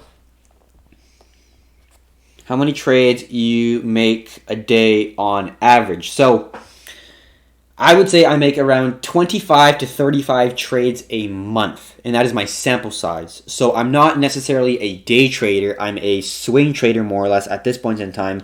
And I would say on average I make a little bit more than 25, I would say. I might be in the 28 to 35-ish range, and I don't really take more trades than that.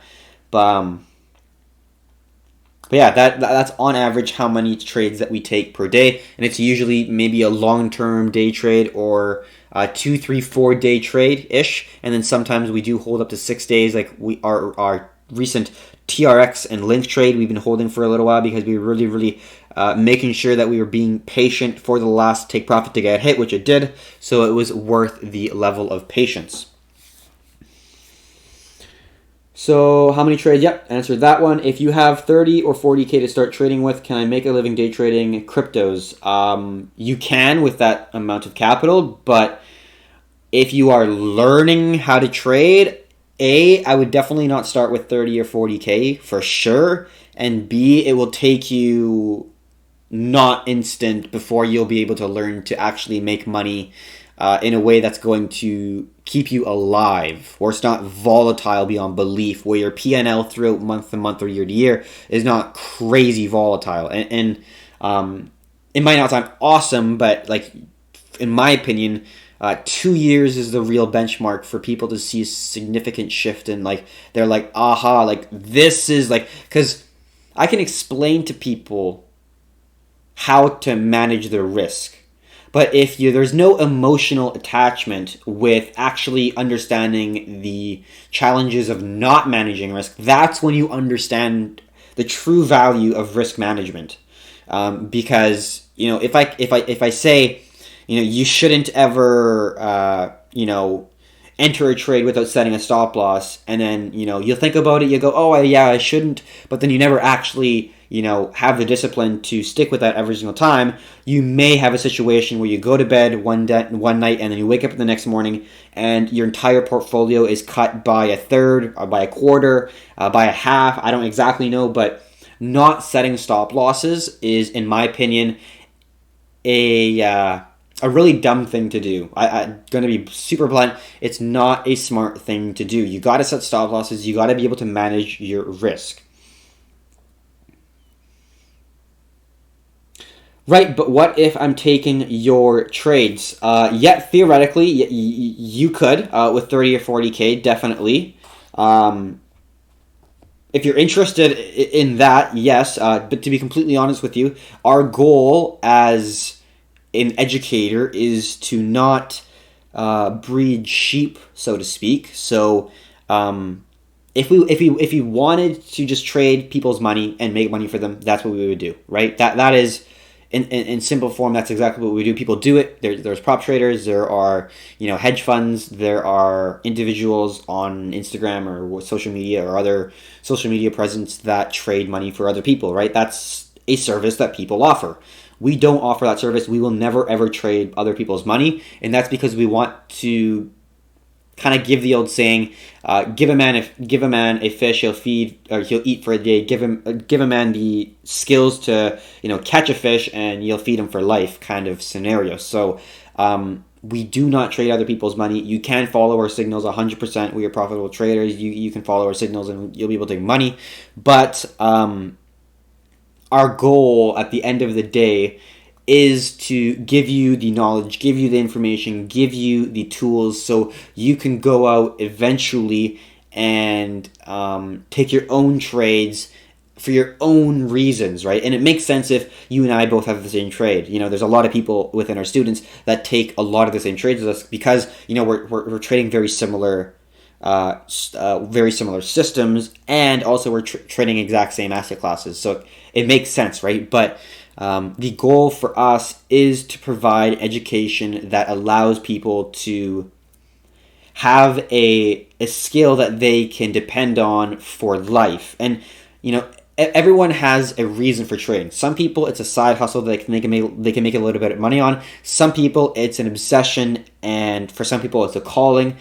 For me, it's an obsession and calling. I absolutely fucking love trading. It, for me, is what I will do for the rest of my life. No questions asked. I absolutely love this shit. But for everyone, it may not be like that, right? So that's just what you got to gauge as well. Just looking at the different questions here. We're taking trades. Yeah, I answered that there, Josh Boston, and then see some people joining. I see more people joining. If you have any other questions, please drop them in the comments. We've been doing this for about an hour and a half. I think I may close it here soon. So I'm already a member of your Discord, Josh. Oh, sweet, awesome. That is fantastic to hear. Definitely. You've obviously seen the crypto markets. We are just waiting for a nice little reversal on the support of the $9,800 zone. So that will be interesting. So if anyone has any other questions, please drop them in the comments below. I'm not really seeing anything right now, and I'm just quickly checking on the Discord to see on the YouTube to see if I have any comments within the chat as well. Don't really see anyone within the chat, so I think, do you have... So Tristan asked another question. Do you have hours that are better than others to trade? Yep, so I like to trade the US time frame, or the U.S. session, I guess you could say. So it's very similar to the foreign exchange market or the forex market, where you have different sessions. Now, I mainly like to trade the U.S. session, which starts kind of at 6:30, where the backed exchange and the CME futures exchange also gets traded. And that's mainly what I like to trade. But if you're, let's say, living in different parts of the world, you would trade different sessions that fit to your schedule that you're looking for, which is great. You can trade the London session, you can trade Asia session, you can trade the US session. So everyone has their own thing. And I do trade multiple sessions, right? Like, it's a 24-hour market. It's open 365 days of the year. The price is constantly moving up and down. So there's never really a time when... well, there are times when it's a little bit slower, like the weekend. The institutional exchanges are not available to trade, so then the volume is a little bit slower during those times on average. But it's a 24-hour market, so you can kind of trade whenever you want. But the way I do it is I'm looking for 2, 3, 5-day swing trade setups. So I'm basically kind of going to be entering whenever it breaks out, and that's it. Surprisingly usually is either kind of early in the morning when I wake up at the market open of the US time, so like 6:30 market open for the West Coast, 9 o'clock for the East Coast if you're living in New York, compared to like California or somewhere around there. And then you also have the Asia time, which is a little bit later in the nighttime. So if you're working a 9-to-5 job, you can also trade that session as well.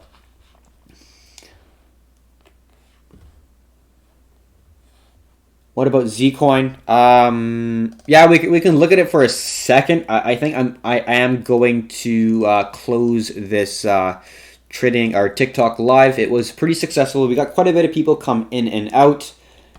Is it good? To be completely honest, I don't really follow Zcash too much for a project point of view. Just looking at the price action, I think it's looking great. It just broke a very, very strong level of resistance. And even with this pullback here at around $56, I still think that we could see a nice new level of support hold at around 56. We'll see how the smaller term price action looks. We'll see if there's price action confirmation. But looking at the volume, it's really in volume accumulation, seeing that there's lots of buy volume coming in, and we don't see a lot of sell volume compared to the buy volume on the move up. So there's a lot of indications that do show that there is a significant amount of buyers within the market, and we will be looking at this as a potential long, because obviously, right now, we're definitely not looking for longs at this very moment, because we need to see a lot more confirmation. We need to see some price action pattern that we have an edge in before we're able to attack. Like a sniper, you need to have all the things aligned. You need to have a wind a certain direction. You need to have all these things aligned. I don't exactly know what all the things a sniper looks at, but you get the gist. You're looking for many things to come together to create a very... perfect environment in a way in which you have a high probability of hitting a target or getting a trade that's going to make you money, for example. So Zcoin, yep, Zcoin. To be honest, I do not know. I don't follow the price action of that one. I'm mainly just looking at the alts. Well, not mainly. I am only looking at the alts within the Binance exchange because I can both long and short them. So I'm not really going to be looking at an alt that I can't really trade or I don't really want to trade. So yeah.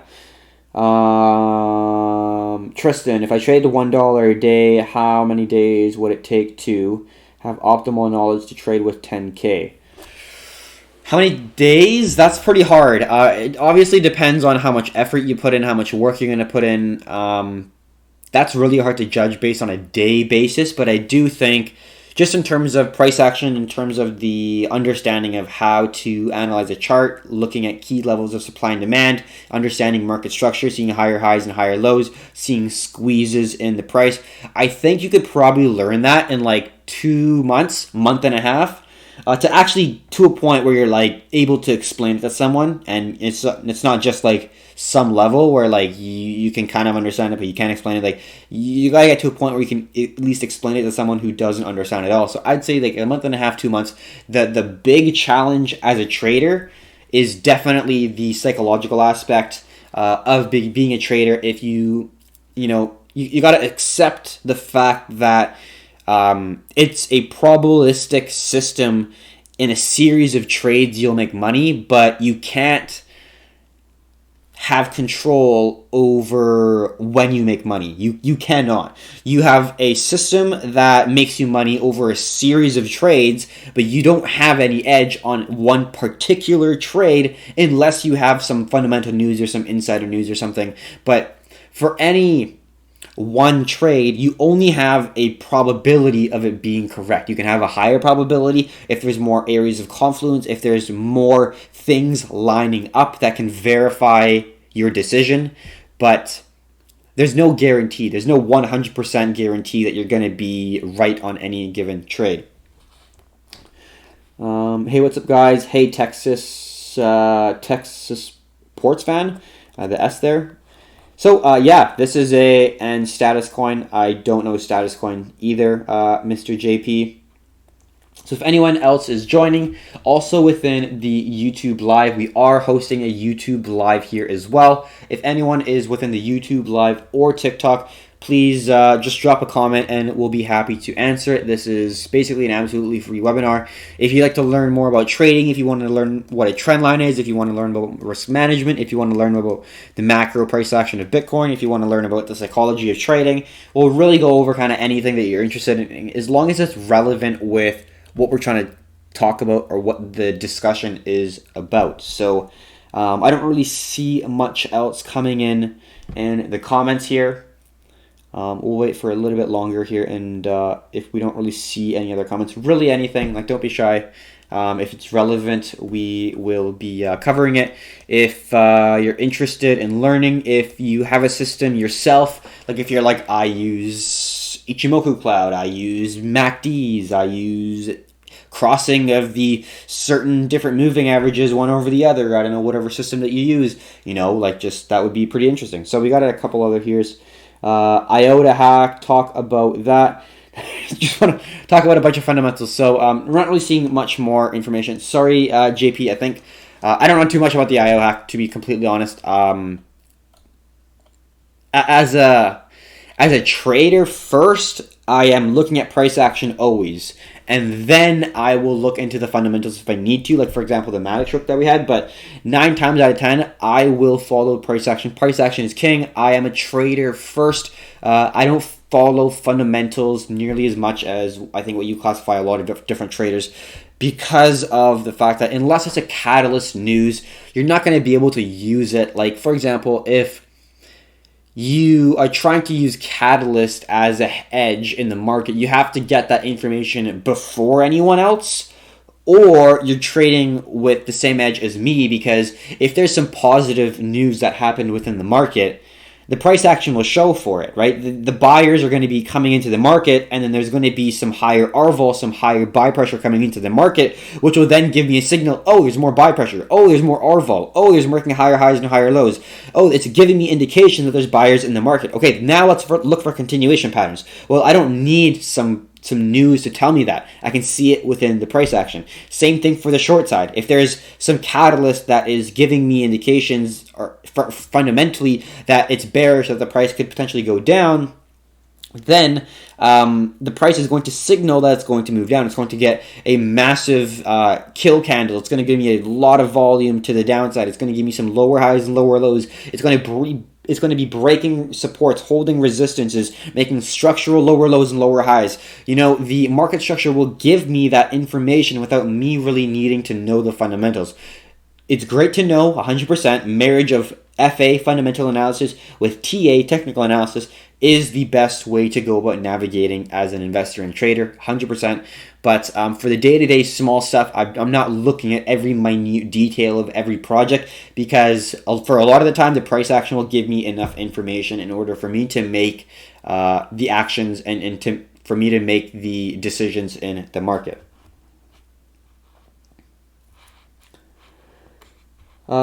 So let's look down. We've got a bunch of questions here. IOTA Hawk, nope, talk about that. SDC. I'm basically just going to be talking about cryptocurrencies. If that's like a really small alt, I don't exactly know what it is. What about QTIM? Yeah, I know about QTIM. I trade QTIM. Like I said, I'm not going to go in great detail about every single project. Like I said before, very, very similar there. Sometimes I cover myself, and that's interesting there, Kenneth. That's good stuff there. What is BTC doing on the 1 minute? I don't really follow the 1 minute, but we can follow the 1 hour. So let's just quickly discuss the 1 hour and what we've been seeing on the price action here. Just looking at the YouTube, still looking like there's no comments in here. So on the 1 hour chart, we've been holding this nice strong structural support, previous level of resistance, new level of support. We can see it all along here, which is going to be the $9,700 range. And we can see it test not once, but twice as a level of support. We can see I was testing these guys, previous level of resistance right here. New level of support, new level of support, new level of support, new level of support, new level of support. So then now we can see that it is a dependable area of support because we've seen the price retest this so many times.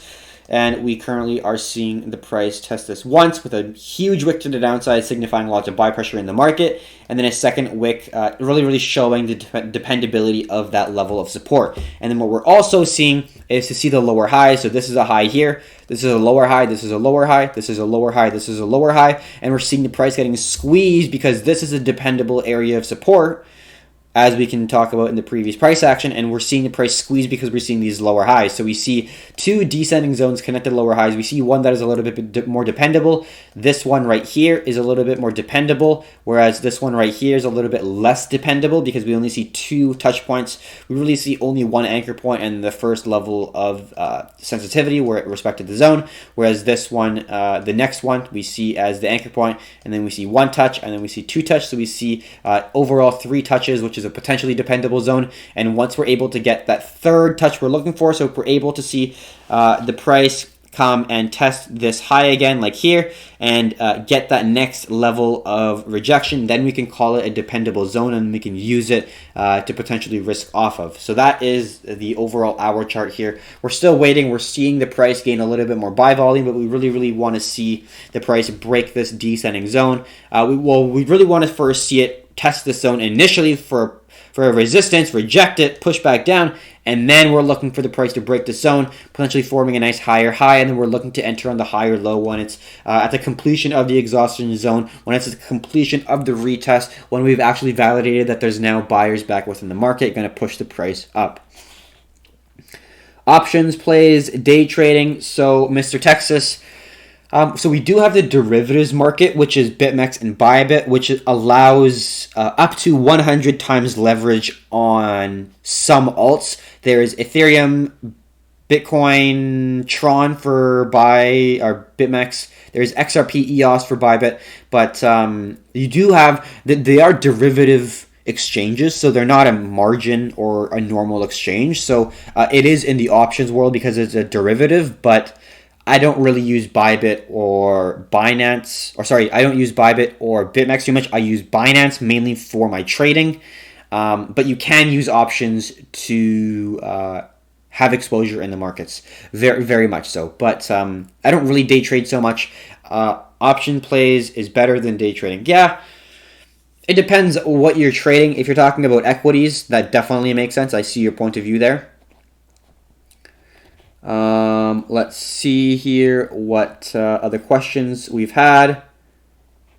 1 minute chart, I'm not really going to be doing an analysis on the 1 minute. Also, 1 minute chart are trash. I completely agree. I don't fucking follow that 1 minute chart at all. I follow the monthly, the weekly, the daily, the 4 hour, and the 1 hour in that order. I always do my analysis from that. So we have the monthly, which is this guy, this big guy right here, and then we have the weekly, and then we have the daily, two daily charts, one for the CME futures, which is going to give me an institutional investor's point of view, also giving me gaps in the market that we could potentially fill, which is a good gap fill pattern. And then we also have another exchange that is going to give me the daily chart of a 24-hour change, giving me no gaps in the market. And then we have the 4 hour, and then we have the 1 hour time frame. And I go through that from the monthly all the way down to the hourly every single time. That's top-down analysis, really understanding macro to micro.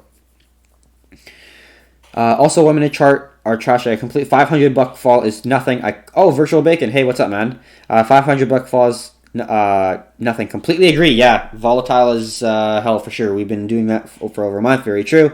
Do you trade ENJ? I don't trade ENJ. It's not on the Binance margin option. I'm only really trading alts that are within the tradable options that I have. I'll just name them here for you. So I'm looking at VET, Ravencoin, ONT, Neo, Matic, Cardano, Zcash, Litecoin, Stellar Lumens, Atom, Ethereum Classic, Dash, EOS, Tron, Ripple, Link, Binance Coin, Ethereum, and of course, Bitcoin. So those are the every single pair that we're looking at and what we're analyzing within the market. So we are going over every single alt that I just said every single day within our crypto market analysis. So we go over potential opportunities, we look over key zones of support and resistance, we look over things that could come up in the near-term future that we could capitalize on. There's a lot of things that we talk about, but it's about an hour to an hour and a half long every single day, depending on how much activity we have in the market and how many trades we have to manage, how many opportunities there could be that we could be capturing. But overall, it's a great way to get an in-depth plug in of what's happening in the crypto market in a visual represented way, which is a great way to get educated, learn more about the market. So that is more on that. Do you trade ENJ? Like I said, yep. What is the difference between Ethereum ETC? Man, you love these fundamental questions. You can ask all the fundamental questions you'd like. Nathan would definitely get you more information on that. Doing more related to do with, I guess, like the fundamentals. Going to be completely honest with you, Mr. JP. We are a team here at Performante, and I myself am a hardcore trader to heart. I absolutely love price action. I love charts, and I am not the fundamental analysis expert. And I do understand the fundamentals for major coins like this is the type of investor I am in the market. I mainly like to stick with Ethereum and BTC. So unless it's going to give me BTC because it's the longest history coin and Ethereum because it's an absolute beast of a project. But I don't have a whole lot more exposure to many other coins, but different team members within the Performante team are very well versed in the different alts we have within the market, what we're investing in. Link's a great option. Ripple's a pretty good one. I do think it's a little bit overhyped, but they are building a lot of partnerships, which is very important.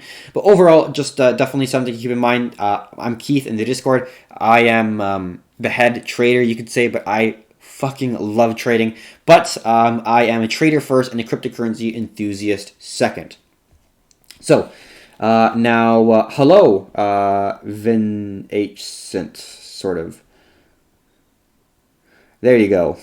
Lewis, where in Canada are you from? You didn't answer. Yeah, so we are a team based in Canada. I personally am living on the West Coast. I am a classic West Coast dude. I love mountain biking and snowboarding.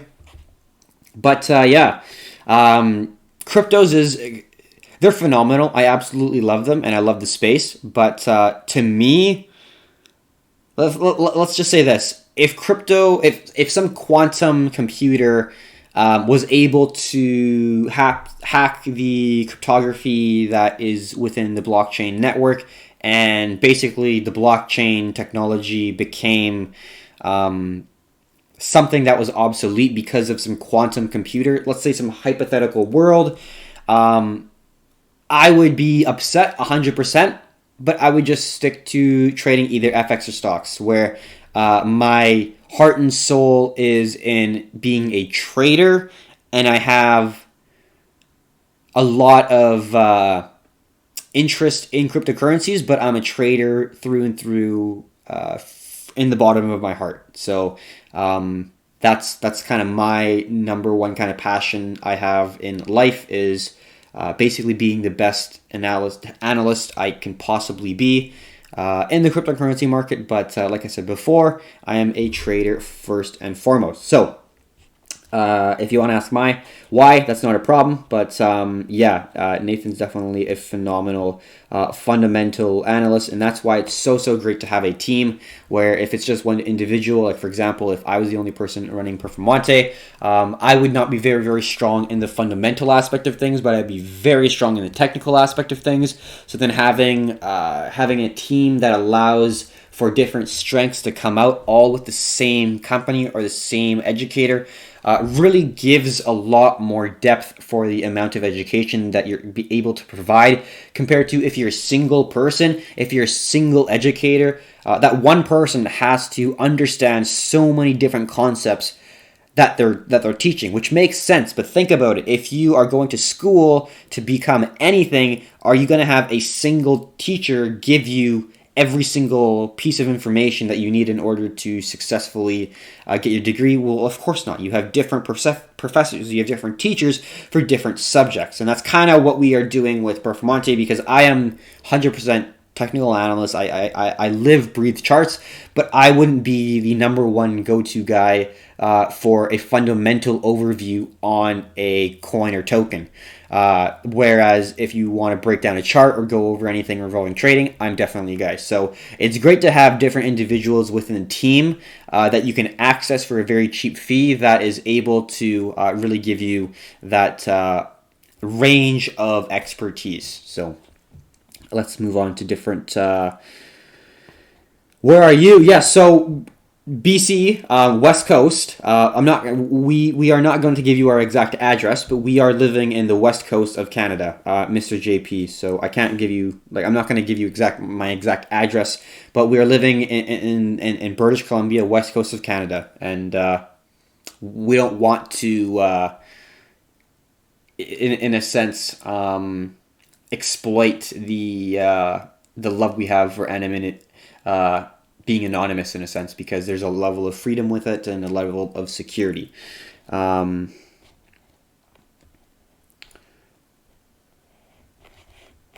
Let's look here. I'm from Surrey. Want to join your Wall Street Academy. You sound super Vancouver-like. Yep. We are living in the Lower Mainland. Definitely not Surrey. Definitely in Vancouver. You are right, Virtual Bacon. But we are doing everything virtually, so we aren't... do you travel the world or chill in Lower Mainland? So I love traveling. I 100% love traveling. But I do also love having a home office that also has a ton of charts here. So this is one 24-inch, and I got another 24-inch monitor right here. It's just all showing BTC because I recently closed this monitor and opened it again, so I just got to put the charts on I want, and I just haven't done it yet. So having the ability to have a space where I have a lot of monitor space is very helpful. But traveling's fun, man. I definitely enjoy it for sure. No Surrey boys, be careful now. I'm just looking. Oh wow, Virtual Bacon's from Burnaby. Nice. Shit, we need a trader crew. Yo, what's your credit? What? Yeah, definitely. Philadelphia. Okay, cool. Yeah, that's definitely one thing about cryptocurrencies, but just general security online is you don't want to present too much information online. That is for sure. We've even come to the point where we're not really exactly saying the direct location. Obviously, it makes sense to do that. But yeah, we're from the West Coast of Canada. We love we love Canada. Absolutely, would not want to live in the States. That is for sure. And it's not just because I could trade on Binance, but it is a major factor. I absolutely love trading on Binance. So, are you investing in property in the Lower Mainland? Yeah, I've definitely thought about it. I think at this point it's very overvalued. There's definitely people I know who've made a tremendous amount of money investing. Like they flipped houses, but they could have literally just held on to the house and they could have made 30-40%. It's absolutely insane. And I didn't really capture that too much. I was kind of mainly focused on trading, but Yeah, I think I will get into real estate a little bit later on in my life, but at this very moment, it's just like a lot of to manage in a sense. Like I'm the type of person that would rather invest in REITs, real estate investment trusts, rather than actually own a property that I personally manage. I wouldn't want to deal with the renters. I wouldn't want to deal with fixing shit. Yeah, you could just tell, like, like you just get people in trades to get all the stuff that you want, but um, I'm not the type of person that would want to manage that. I would rather just buy a share of an REIT, get a 7-10% dividend, maybe even monthly. I would rather go that route. And that's just personal preference, right? Yeah, overvalued for sure. It's insane, man. Waited for 2024. 2024. That'd be pretty crazy, man. I don't exactly know. There's a lot of people I know who are very over leveraged in that space, in the real estate space. Really, really extending lines of credit, really pushing on beyond the minimum requirements to buy a house, like putting minimum down payments. And like I don't know how the market's going to turn. I personally am pretty bearish on the economy, for many factors.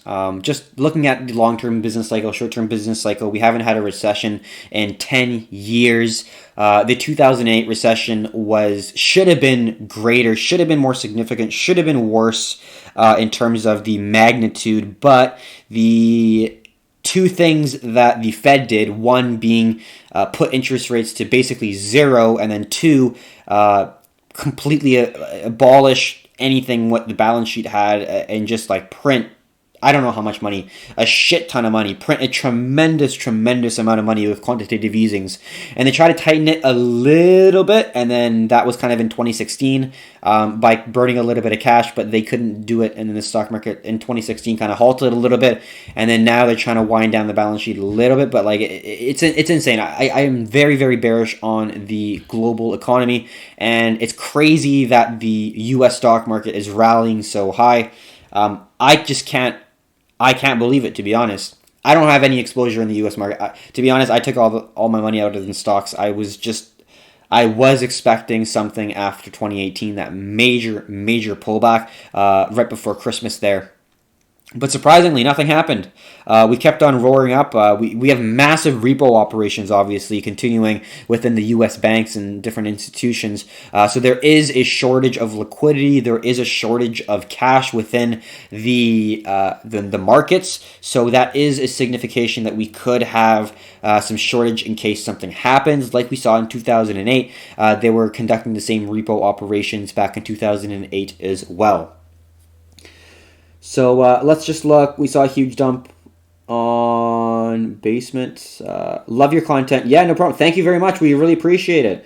Yeah, we've been growing quite a bit on TikTok. I was a little bit surprised because it wasn't a platform I thought would be something that cryptocurrency trading would fit, in a sense, because just looking at the different content creators that TikTok has, it doesn't really fit into what we do, but surprisingly, we've been seeing a large number of people actually enjoy our content, and we've been seeing responses saying, make this type of content or make that type of content. So it's very interesting. So if you have any suggestions, we'd love to hear them. The main reason we're trying to incorporate these lives is because we want to not seem more approachable, but to seem a little bit more, not transparent, but like just so people can get to know us, basically, because it's really hard of a barrier, because initially it may seem overwhelming. It may seem like something that you don't want to get into, because it's just like, what do you even do? It's just like charts, but like if you're able to break it down, and if you have a structure, an education structure that allows you to really, really make it a digestible way of consuming content, it's a lot easier to be able to handle. So let's just continue on with the questions here. Phase, where do you still think we're going up? Wait till next year, because Basement, that's when people will realize we will see buyers in the market. So zombie attacks, how does this affect trade? So zombie attack, how does this affect trade? So I don't really know how to answer this question. So Basically, for me to trade, I need internet. That's about it. I need internet and I need the ability to go on Binance Exchange with a laptop, with a phone, with a PC, whatever the case may be. I need internet and that's about it. But if there's a zombie apocalypse, I really hope the internet provider is able to maintain my internet services, but I really, really doubt it. So if there is a major zombie apocalypse, I'm probably not going to be able to make money in the markets. If Binance is keeping their website up and their platform up, that's great. But I think the world would be in a little bit bigger of an issue if there was a zombie apocalypse compared to little old me not being able to make money anymore. There's definitely different ways of making money. Obviously, I'd be pretty sad in that situation. But if there's a massive zombie apocalypse, I don't think that would be the biggest issue. I think my biggest issue would just be survival at that point in time. TikTok, TBG, TikTok. Oh, move that.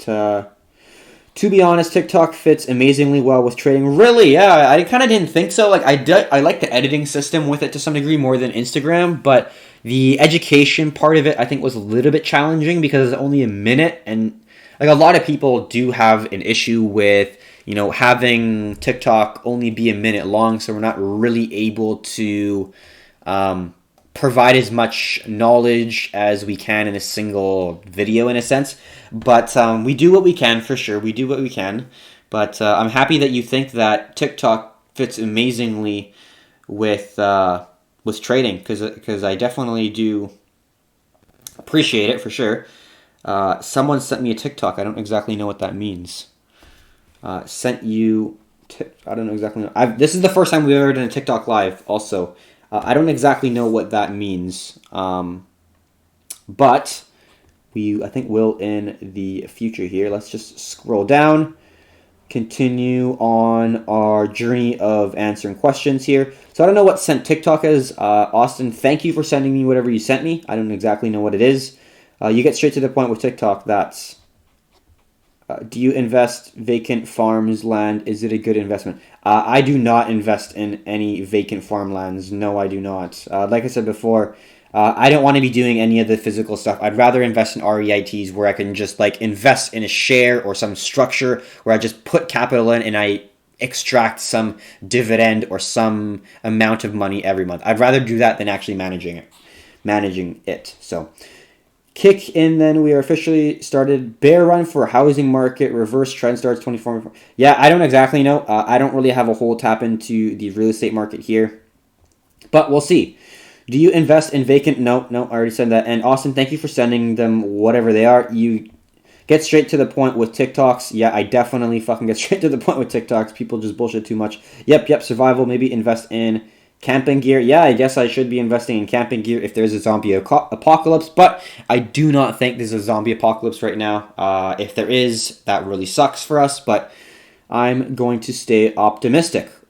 Wyatt's perfect. I don't exactly know what that means.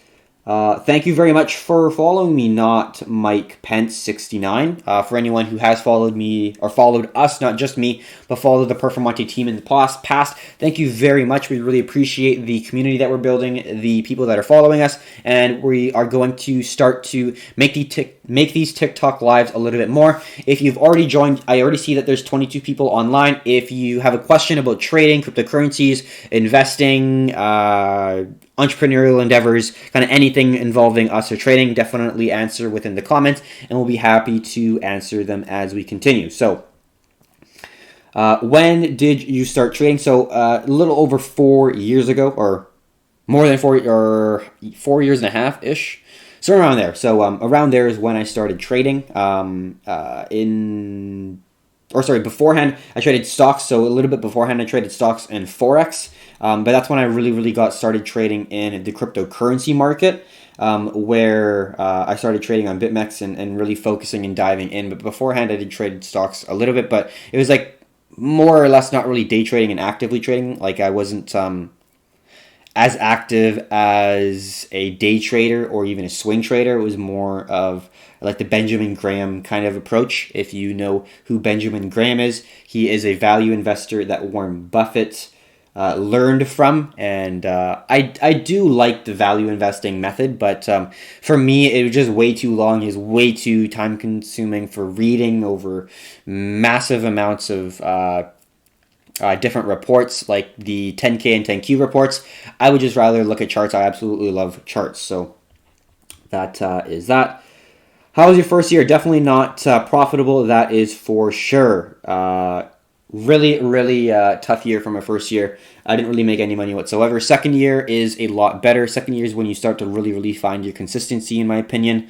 I think the biggest thing is psychology, for me anyways, because when you're initially starting, it's not too challenging to get the TA. Like once you have that, whatever system, if you're using indicators, you understand how to use divergences on a MACD or a RSI or stochastics or whatever. If you're just using simple price action, once you have the system in play, it's all psychology. It's all just you battling yourself. And the more you can create a system that is a set of criteria that you abide by without having to kind of think or make decisions, the easier psychologically it will be. And the difficulties I found initially was I was trying to set take profits, but I wouldn't actually set them. I'll just wait till the price comes to that zone, and I'd say, maybe it could go up, maybe it could go, and I wasn't setting the actual take profit. I'd always set stop losses. I was always very disciplined with managing my risk because I always knew that risk was very important. But I also got to it in my first year where I was trying to manage risk too much because I was losing all the time in my first year that I would only risk such a small microscopic amount because I was kind of expecting a loss deep down. And I would manage risk too much, not giving the price enough room to breathe. So what I learned is give the price room to breathe, reduce the position size, and have a reasonable risk-reward ratio that you're attaining. You're not looking for massive 6, 7, 8, 10 risk rewards all the time. It'd be nice for that final take profit to be in the 8, 10s. That'd be fantastic. But as an average out, scaling out with a final risk reward of 3, 4, that's really for me the ideal risk reward that I found works the best with the win-loss that I have, with the risk reward that I'm able to attain. So I'm not holding on for who knows how long until my 10-to-1 gets hit, but I'm still able to capture the meat of the move on some really strong moves that we're able to capture. First year answered that. Hey. Hi, farmer. I'm not a farmer, but your flags, Yuki Farmer. What's your go-to start to find a good entry? So, okay, let's just talk about, I guess, my go-to entry, my go-to setup, what I would ideally like to see. So, this is, for me, an A-plus setup, perfectly. So, we can either go up or go down, long side or short side, same thing. So we see a descending zone, right? So this is going to be a descending zone where there's going to be a lot of sellers at this area. I'm also just quickly going to be looking at the comments here. Is that what comes with trading? Dude, are you always looking at your PC? Yes, I'm looking at my computer a significant amount. Doi, sir, I look at it probably 10, 12, 14 hours a day, plus my phone on TikTok and stuff. I work a significant amount. But anyways, okay, so continue on with the analysis. So this is the A+ setup. I'm going to do this, and then I'm going to go back to all the questions that were coming in on the Discord or on the TikTok. So we're looking for the price to hold at least 4 touches on this key dependable zone. So we see the price come here, 1, 2. So we see the price here. Respect this area, you see 1, you see 2, you see 3, you see 4, you see 5. You see it respect many times. So that's great, right? It's a dependable zone. You know that if the price breaks this zone, there's a high probability of a potential shift in trend. So that is, for me, a good opportunity. And this is where we're really going to get into the nitty-gritty because this is the edge that we work with. So talking about market structure, we see lower highs here, right? And these lower highs are getting connected by a descending trend line. What we're looking for initially is for the price to break above this key zone of resistance. Let's even color this red just to really signify this zone and to kind of differentiate it from the white price line, which we currently have. So let's see if I can just draw a straight line here. It may not be perfect, but bear with me here. Pretty good. Let's see. End off well. Okay, so that's good enough. And then we will have the white. So what we're looking for, so we're first looking to see a break in the resistance, that red line, right? So initially, it breaks the zone.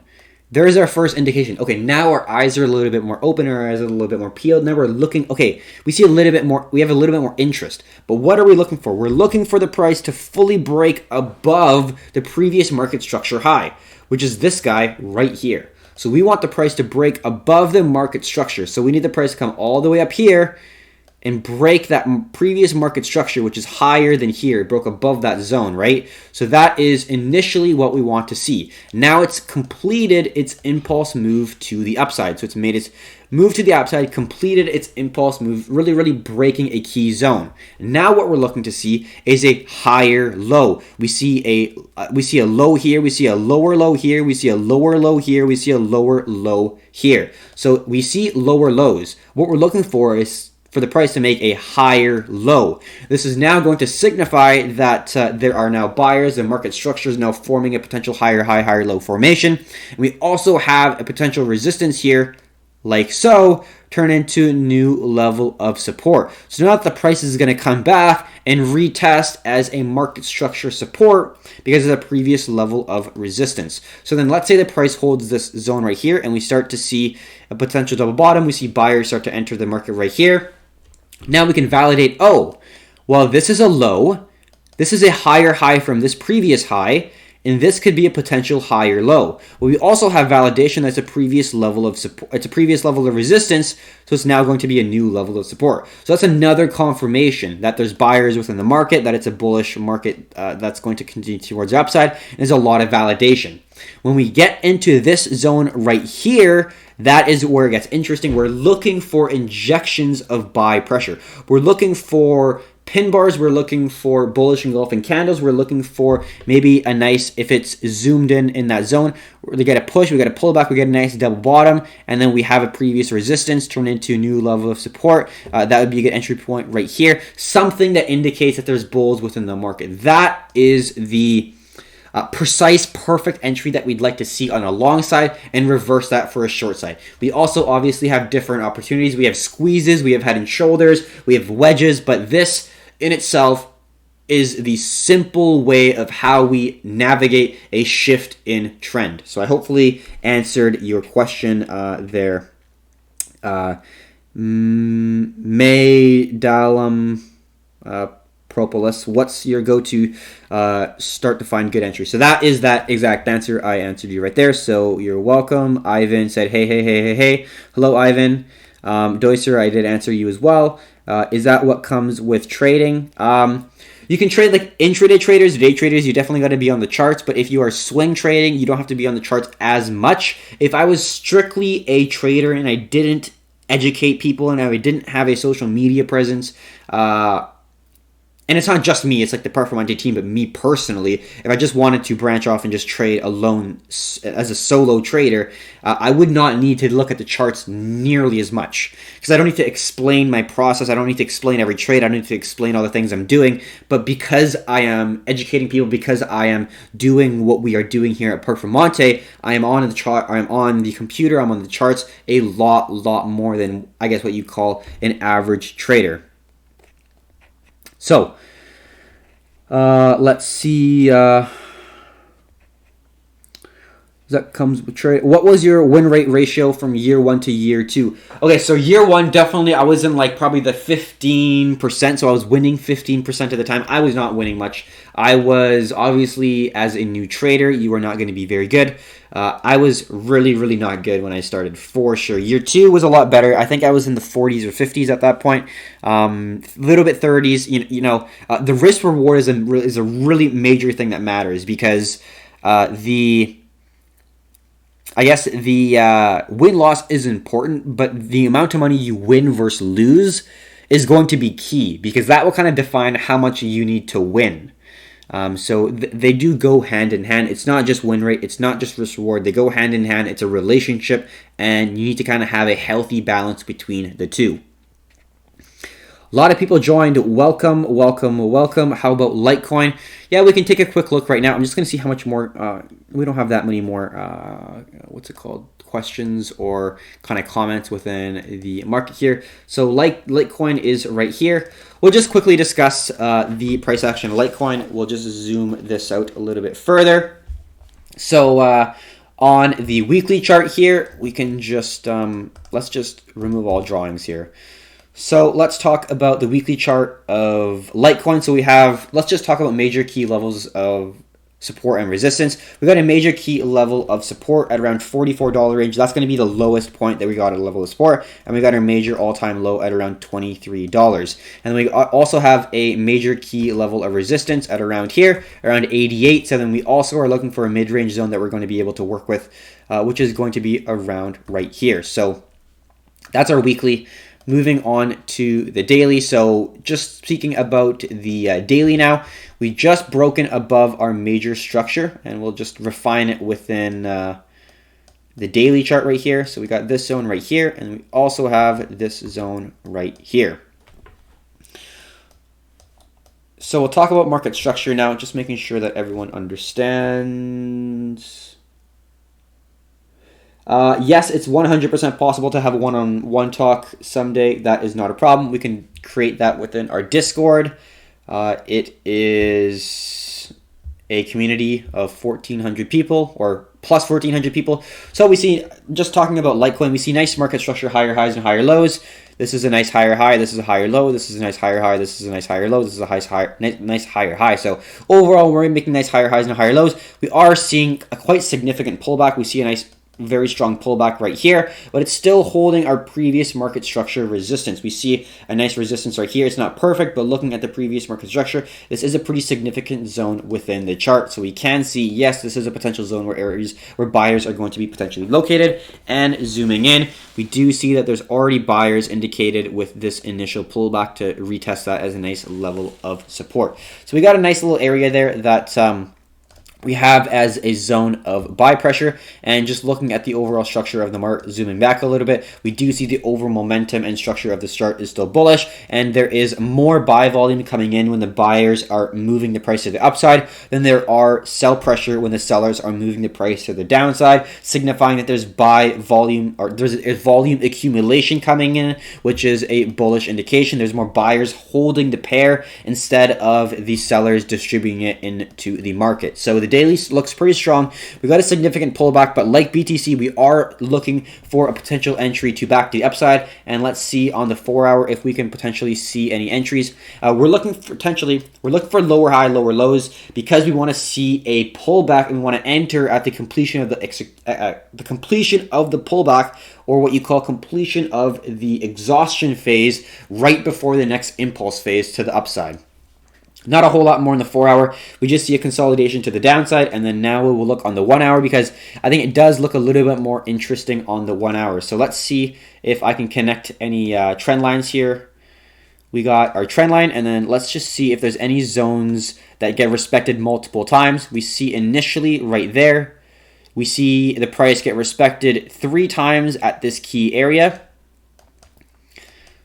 And then what we can also do is draw a projection at this zone, starting from the anchor point, which is the top point right there. We'll just move a little bit to our left, and then there we go. So we got a nice little resistance there, and we got a confluence zone for the resistance at around $76, meaning there's a lot of sellers at around $76 to $77. And right now, if we really zoom in, we are forming a nice double bottom there, and then we got a nice level of resistance, previous level of support. We see that right there.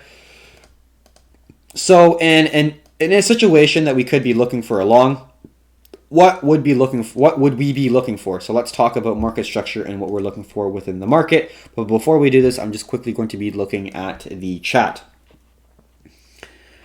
How often does the market change? Let me just look here. Do you have a course? Yeah, we do have a course. If you go in the Discord, we have a Performante Premium, which has books, videos, and other educational resources that allow people who want to get into trading the cryptocurrency market to shorten their learning curve. And it is an easy to digest actionable system, basically, that I think anyone can really start anytime they want. So it is. Here, I'll actually show you right now. It's basically a Discord, and we have video content right here. So it goes from, I think there's over 25 videos. We have everything from, let's just move it right here. So we have everything from identifying market structure. This is a major thing we have to understand. How to find a trend in trend lines. That's a very key thing. How to find zones of confluence. How to use indicators. How to create a proper trade plan. Different types of breakouts. All about risk management. How to properly use a hedge. There's a lot of things that you need to know as a trader, and we've made videos, we've made books, we've made other tools that allow you to shorten the learning curve and to make it a little bit easier to learn how to trade in the market and really avoid all the things that we've been stumped on with our journey in the markets. So yes, we do have a course. Keep posting vids. Very good. Great to hear. Thank you very much for that compliment. We really appreciate it. Any other thoughts on practicing over a year? Any thoughts on practicing over a year and being consistent, thinking to start? Any thoughts on practicing over a year? So I'd say definitely the first thing that you should do if you don't really have a whole lot of experience is to paper trade. It doesn't make sense risking money if you don't understand how to navigate the markets. If you don't understand simple price action, if you don't understand a lot of things, you shouldn't be trading real money. So however long it takes for you to start to get to understand that prices move up and down, you got to be patient. You can't be nitpicking exactly over exact prices. You got to just have a system and stick to it, basically. And once you get that fundamental understanding without you, not like screwing it up, but if you're able to do that systematically, if you have a system, if you're able to trade it without any money on the table systematically, then you can say, yes, I'm ready to trade money. Because when money gets presented on the table, there's a whole other facet of trading that does not get introduced if you are paper trading, which is understanding the psychology of trading. Even if you're risking like $10, $5, you're going to have more of a focus. You're going to have more emotions, both upside and downside, if you are in a trade. If you're paper trading, if you're just in a trade, hypothetically, it doesn't matter if you see the price go up significantly. If you're like, okay, I'm just going to take my profits at that point. And if it hasn't hit it, hey, it hasn't hit it. That's not a problem. But if you're up, let's say, $1,000, your emotions are going to be like, holy shit, I'm up $1,000. Like, oh, I worked X many hours to get this much. I'm up $1,000. Should I just take it now? Should I wait till $1,500 or $100 or $150? It doesn't matter the dollar value. It matters more about the percentage. But it's a very, very challenging to understand thing as a trader initially. So I think the first thing to really get and understand is first the TA, the charting, the price action. Number one, that is the first thing that you need to understand very well. The second thing is the much more challenging thing is understanding yourself. Like, how are you as a trader? Like, what do you really want to do for your life as a trader? How do you want to trade? Do you want to scalp intraday? Do you want to be looking at mainly just a daily and 4-hour chart, really swing trading? Do you want to kind of be in the middle? What asset do you class want to trade? Like, there's so many things that go into what do you want to do when you're in trader. And it's not just, it's just because this mentor does it that I want to do it. It's just because my friend does this that I want to do it. It's like, what do you have that other people don't have that you're able to find an edge in within the market, that you're able to find profits in? So really open-ended question, but I would say practicing backtesting is very, very important. Using the replay button on TradingView, backtesting your strategy, understanding the exact criteria that you want to see before you enter. That is definitely the first thing, and then once you get that, you can then learn to understand and deal with the psychology of trading, understanding how to size up, understanding how to become your own trading coach. If you are learning the psychology of trading, one person I highly recommend. Actually, two people, sorry. There's two people I highly recommend. The first person is going to be Mark Douglas. Trading in the Zone is a great book, and he also has a lot of videos on YouTube. He's quite older now, and the videos are a little bit older, but his take on trading and understanding the probabilistic sample sizes that you need to be taking and not looking at a single trade by trade approach really has helped me. And then the second person who's helped me a lot in terms of trading psychology is also going to be Brett Steenbarger. His book, The Daily Trading Coach, has helped me tremendously as well on the psychological side of trading. So I hope you like that, those two little tidbits of information. How often does the market change? How long in months, weeks, years?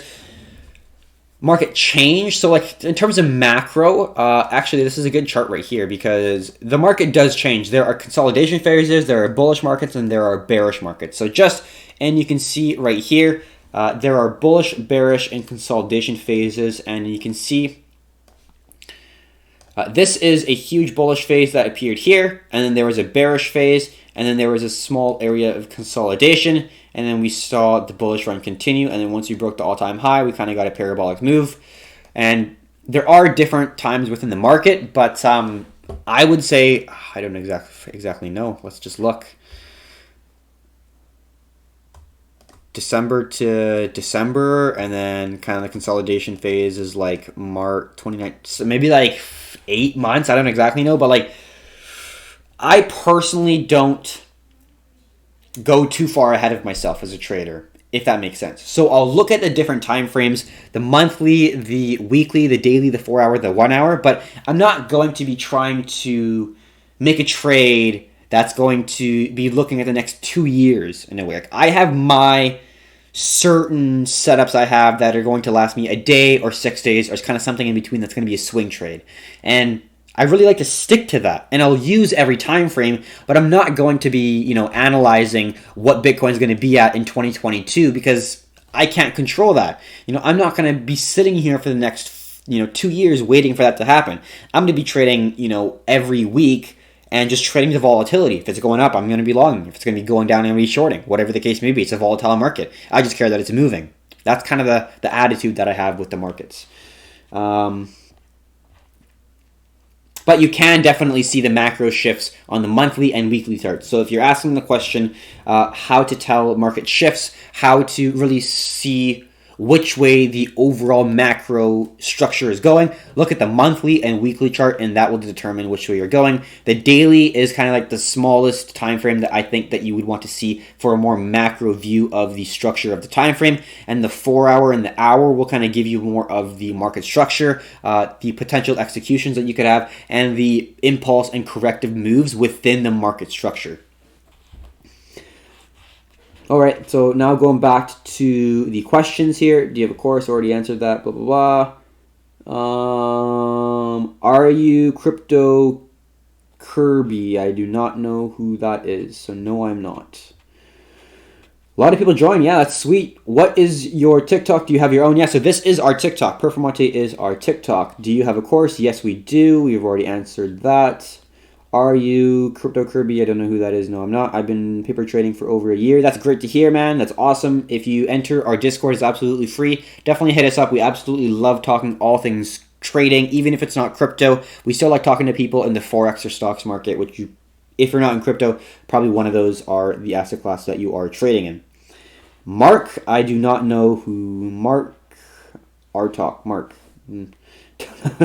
Cool. All right. My last name is Daily. Cool. That's good to know. Ruddy follow. Oh, thank you very much for the follow. So anyone in our Performante live here. So we also are doing a YouTube live here. We've been running for 2 hours and 30 minutes. Pretty crazy, but we only have 2 people on the YouTube live, but we have a ton of people. We have 22 people on the TikTok. I think we're going to close it here. It's around 10:30, and we really don't want to go over too much more. It is also a Sunday, so I want to get a pretty good sleep for tomorrow. But I hope you enjoyed this. If you have any other questions, just drop them in the Discord, and we'll be happy to answer them. So until next time, happy trading. I definitely would like to have a one-on-one. Yeah, just enter the Discord. Hit me up. I'm Keith within Discord, and we can have a discussion. Just talk about what you want to just talk about. That's not a problem. And yeah, what do you think about the market cap? Yeah, good night. Have a good one. People say it's fit. Yeah, we'll talk about it a different. We'll talk about it in a different TikTok live. This was pretty successful. We have 23 people. I think the highest I saw on the live was 25, so it's a pretty good turnout for our first live. I will let the Discord members know before we go live, but this is kind of random. I'll just kind of do it periodically. Yeah, that was the. I'll look out for the next live. Yeah, please do. I will do them semi-frequently, and I hope you enjoyed it.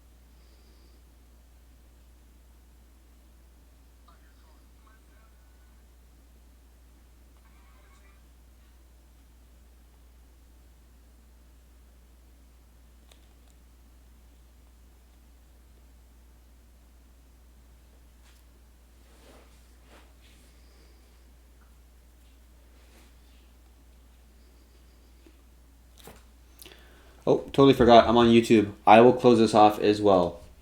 So thank you very much for stopping in. I do see that we still have 4 people watching. If you have any questions within the YouTube live, we've already shut off the TikTok live, but if you do have any questions while you're watching the YouTube, please submit them now and I will be able to answer them.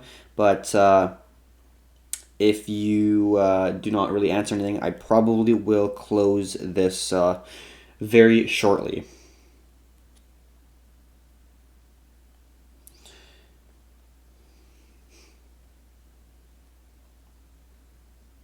So probably no questions, so I'm going to close it off. Thank you very much for watching. I really appreciate all the people that tuned in. And until next time, happy trading.